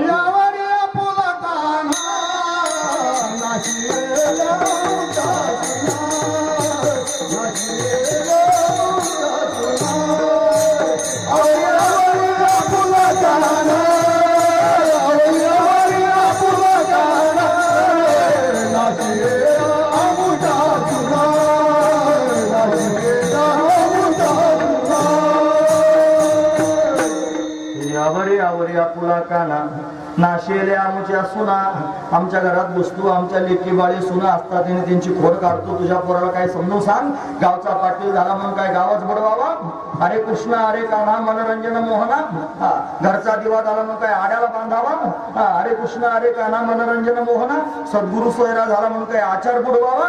अरे कृष्णा अरे कान्हा मनोरंजन मोहना. नित्यदेव भेटला म्हणून काय जगाशी डावावा. अरे कृष्णा अरे कान्हा मनोरंजन मोहना. असे दृष्टांत देऊन देऊन लोकांनी सांगितले. काय म्हणे गावचा पाटील झाला म्हणून शहाणपणा करतो, सगळ्यांच्या घरात बसतो, असं करतो तसं करतो. यशोदा रोज गाणे ऐकते, कंटाळी ना गाणे ऐकून ऐकून. किती खोड्या कराव्या. घरात त्याने बसायचं. एक गोपाळ त्यांनी बरेच दिवस गावाला गेला होता. नुकतं त्याचं लग्न झालेलं होतं. बऱ्याच दिवसातून घरी आला आणि घरी आल्यानंतर घरचे लोक कुठे गेले होते आणि त्याची बायको त्यांनी गोपी एकटीच घरामध्ये होती. हा त्यांनी गोपाळ आला आणि तिच्याशी गप्पा मारत बसला. आता या कन्हैयाने काय करावं. तो त्यांनी मला जिकडे इकडे पाहायला गेलं, मुंगूस करून आणलं. मुंगूस त्याचं तोंड पाहिल्यावर जेव्हा चांगला जातो म्हणतात ना, ते मुंगूसच आणलं धरून. दोघं नवरा बायको गप्पा मारत बसले होते. आणलं मुंगूस आणि दोघांच्या मध्येच नेऊन टाकलं. दोघे जण घाबरले मारत. गोपी लगेच धावत यशोदेच्या समोर, सांग म्हणे तुझ्या पोराला काय समजून. आम्ही त्यांनी बोलत बसलो होतो, आला कुठून मुंगूस आमच्यामध्ये आणून टाकलं. आता हे काय खोड्या आहेत. अशाही खोड्या कन्हैयाने कराव्यात. तो त्यांनी मला खोड्या सांगायला आली ना गोपी की तिचं घर नंबर लिहून तिच्या घरात बसायचं. तिच्या घरात असणारे छोटे छोटे लेकरं आहेत ना, मी तरी लोणी खातो म्हणून गाणं सांगण्याकरता मी असं किती खातो. तुमच्या घरात लेकरं नाहीत का? लेकरं घ्यायचे बदलून काढायचे. मला देवानं त्यांनी असे मारायचे, फटकून काढायचे. छोटे छोटे बाळक त्यांनी रडायला सुरुवात करायची. का रडतात विचारलं तर म्हणायचे कन्हैयानं मारलं म्हणून रडतात. पुन्हा कारण त्यांनी जायचं म्हणत कन्हैया येतो आणि आमच्या लेकरांना मारतो. अशा अनेक प्रकारच्या खोड्या सुरू केल्या. गोपिका डोक्यावर माठ घेऊन जायला लागलं की यानं लपून बसायचं. लपून बसलं की लांबूनच त्यांनी महाराज अशा पद्धतीने काय म्हणतात त्याला गलवर हातात त्यांनी घ्यायची, खडे मारायची. लांबूनच माठाचा असं त्यांनी आकार धरायचा की माठच फोडून टाकायचा. माठाला गेला तडा असं त्यांनी माठ अनेक प्रकारानं माठ फोडायचे. लोणी त्यांनी खायचं. सगळ्या गावाला त्रस्त करून टाकलं. आणि आता त्यांनी महाराज 1:07 झाली होती. यशोदा त्यांनी कंटाळली होती. ती म्हणजे आता किती वेळ खोड्या करशील, आता थांब जरा, आता तू उद्या वनाला जा. म्हणून कन्हैया वनाला जाण्याकरता निघाला. छोट्या छोट्या गायींना गोपाळांना घेऊन त्यांनी महाराज वनाला. हे बघ तुमच्या स्वराच्या या मेळानं माझं नरड जाम झालं. लगेचच झालं, लगेच ताबडतोब त्याचा गुण आला मला स्वराचा. मला संध्याकाळी कथा करायची आहे जाऊन, आता काय होईल ते देव झाले. असो मग वनाला जाण्याकरिता त्यांनी महाराज कन्हैया निघाला. छोट्या छोट्या गायी छोट्या छोट्या गोपाळांना घेऊन त्यांनी महाराज कन्हैया जातोय. त्याची सुंदर छबी आपण दरवर्षी ऐकतच असतो. हे छोटी छोटी गैया छोटे छोटे ग्वाल, छोटो सोमेरो मदन गोपाल रे. कारी कारी गैया गोरे गोरे ग्वाल, श्याम वरण मेरो मदन गोपाल रे. छोटी छोटी लखोटी छोटे छोटे हात, बंसुरी बजाय मेरो मदन गोपाल रे. अतिशय गोड असणारा कन्हैया वनात त्यांनी जाऊ लागला. वनामध्ये त्याच्या अवतीभोवती गोपाळ उड्या मारू लागले, खेळू लागले. त्याची गुणानुवाद गाऊ लागले. गोपाळ रतले रे आणि विठ्ठलू देवा आळविते. सगळे गोपाळ त्याच्या अवतीभोवती उभा राहून त्याच्यावर प्रेम करत त्यांनी मला त्याचे गुणानुवाद गाऊ लागले. असा असणारा हा कन्हैया सर्वांना आनंद देतोय. म्हणून ज्ञानोबराय वर्णन करून सांगतात की मी सुद्धा माझ्या श्री गुरु कृपेने त्यांनी मला त्याचं ज्ञान झाल्या कारणानं त्याच्यावर प्रेम करतोय आणि त्याला आळवतोय. निवृत्ती दासा प्रियो रे विठ्ठलू देवा आळवितो रे. निवृत्ती दास्ता ज्ञानोबराय म्हणतात तो मला प्रिय वाटतोय म्हणून मी सुद्धा त्याची आळवणी करतोय. हा त्यातला भाव आहे. कन्हैया त्यांनी मला खेळून खेळून दमला. सगळे गोपाळ म्हणले देवा आता फार भूक लागले रे पोटामध्ये, आता काहीतरी खायला दे. मग देवाने खेळ मोडला आणि खेळ मोडून त्यांनी मला खडकावर जाऊन बसायचं ठरवलं. म्हणून त्यांनी खडकी सोडलेल्या मोठा. आता खडकावरच का बरं मोठा सोडले असतील? खडक म्हणजे अशी वस्तू असते ज्याच्यावर पेरलं की उगवत नाही महाराज. म्हणून काला कधी करता येतो? जीवनमुक्त झाल्यानंतर करता येतो. खरा काला तर जीवनमुक्ती नंतरचाच आहे. अलीकडे काय निसतात आणि दहीन भात खायचा. पण जीवनमुक्तीचा काला त्याच्यापेक्षा काही वेगळा असतो. पण जीवनमुक्त झाल्यानंतर काला हे सांगण्याकरिता खडकावर मोठा सोडल्या. पानांचं द्रोण तयार केलं. त्याच्या सर्वांचे शुद्र एकत्र करून त्याचा काला केला. आणि हे पान तुमच्या परिसरातल्या लोकांकडे जर बारकाईने पाहिलं ना, आम्हाला इकडे यायचा प्रसंग जरा कमी येतो. पण खरं सांगतो तुमच्याकडे पाहून मला काय तुमच्याकडची मंडळी त्यांनी पुण्यार्थी जास्त आहे, ज्ञानार्थी कमी आहे. ज्ञान प्राप्त होऊन मोक्ष प्राप्त करून घ्यायचं असं फार कमी लोकांना वाटतं. पुण्य प्राप्त झालं पाहिजे, भजन करण्यातून पुण्य झालं पाहिजे, साधूच्या सेवेतून पुण्य झालं पाहिजे. मला फक्त पुण्य मिळावं, फक्त पुण्यानं माणसाचं जीवन कृतार्थ व्हायचं नाही. जर झालं तर ज्ञानानं होईल. ज्ञानाची नजर असली पाहिजे, ज्ञान त्यांनी ऐकलं पाहिजे, ते ऐकण्याकरिता श्रवणाचं अंग आलं पाहिजे. ज्ञान अतिशय महत्वाचं आहे. मला ज्ञाने न मोक्ष न तू मुंडने, ज्ञान प्राप्तीनंच मोक्ष होतो, मला दुसऱ्या कोणत्याच साधनानं होत नाही. ज्ञानाकरिता त्यांनी सायास केले पाहिजे, ज्ञानाकरिता अट्टहास केला पाहिजे. वाचवणे ज्ञान विने एके, उपाय करसी जितुके तरी गुंफिसी अधिके रुखी. म्हणून फक्त त्यांनी मला बाह्यांगानं पुण्याकरिता स्वतःला सादर करण्यापेक्षा ज्ञानाकरिता सादर करावं आणि साधू संतांच्या समोर जाऊन त्यांनी पुण्य मागण्यापेक्षा ज्ञान मागावं. हे ज्ञान माणसाला मुक्त करून टाकेल, जीवापणा घालून टाकेल. महत्वाची गोष्ट आहे. या कथा ज्या ऐकायच्या, या कथांमधून ज्ञान त्यांनी महाराज आपल्या पोटात उतरावं. हे त्यांनी ऐकण्यासारखे. का खडकावर गेला त्याचं हे कारण आहे. का बरं त्यांनी काला केला? काला म्हणजे काय? काला म्हणजे जीव ब्रह्म ऐक्य ज्ञानाचा काल. 3 प्रकारचा काला, दहीराहीचा काला, हरिनामाचा खिचडी काला आणि जीव ब्रह्म ऐक्य ज्ञानाचा काल. पण तो खरा काल आहे, जीव आणि ब्रह्म एकच हे जाणून घेण्याचा काल. तो जर नाही कळाला आणि जन्मभराही दही भात खात राहिलो आपण, काय हाताला यायचं नाही. महत्वाची गोष्ट आहे. पण त्या काल्यापर्यंत गेलं पाहिजे, गरजेचं आहे. म्हणून देवानं त्यांनी पानांचं द्रोण तयार केलं, त्याच्या सगळ्यांचे शुद्र एकत्र केल्या, त्याचा काला केला, सगळ्या गोपाळांना कमलाकार बसवलं, स्वतःच्या हातानं सर्वांना त्यांनी खाऊ घालू लागला. भागवतकार त्याचं वर्णन करून सांगतात. हरी भाव्य व्रतवेनम जठर पतयो शृंग वेत्रेच कक्षे वामे पानो मश्रुण कौलम तत्फला नेंगुलीषु तिष्ठन्मध्ये स्वपरिसुरधो हासये नर्म विस्वये स्वर्गे लोके विशति बहुजे यज्ञ मुख बाल केले गोपाळ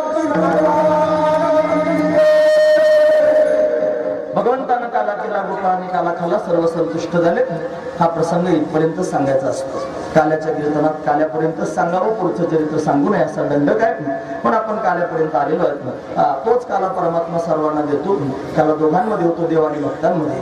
कीर्तनामध्ये देव उभाच असतो. तिथे त्यांनी देव तर आहे, भक्त सुद्धा आहेत. म्हणजे बाबा त्यांनी आपल्यामध्ये सर्वांमध्ये उपस्थित आहेत. पण देव भक्तांच्या मध्ये काला होणार आहे. फक्त त्या भक्तांचं मोठ्या प्रेमाने चिंतन करून पुढील प्रवास करूया. हे ज्ञानेश्वर ज्ञानेश्वर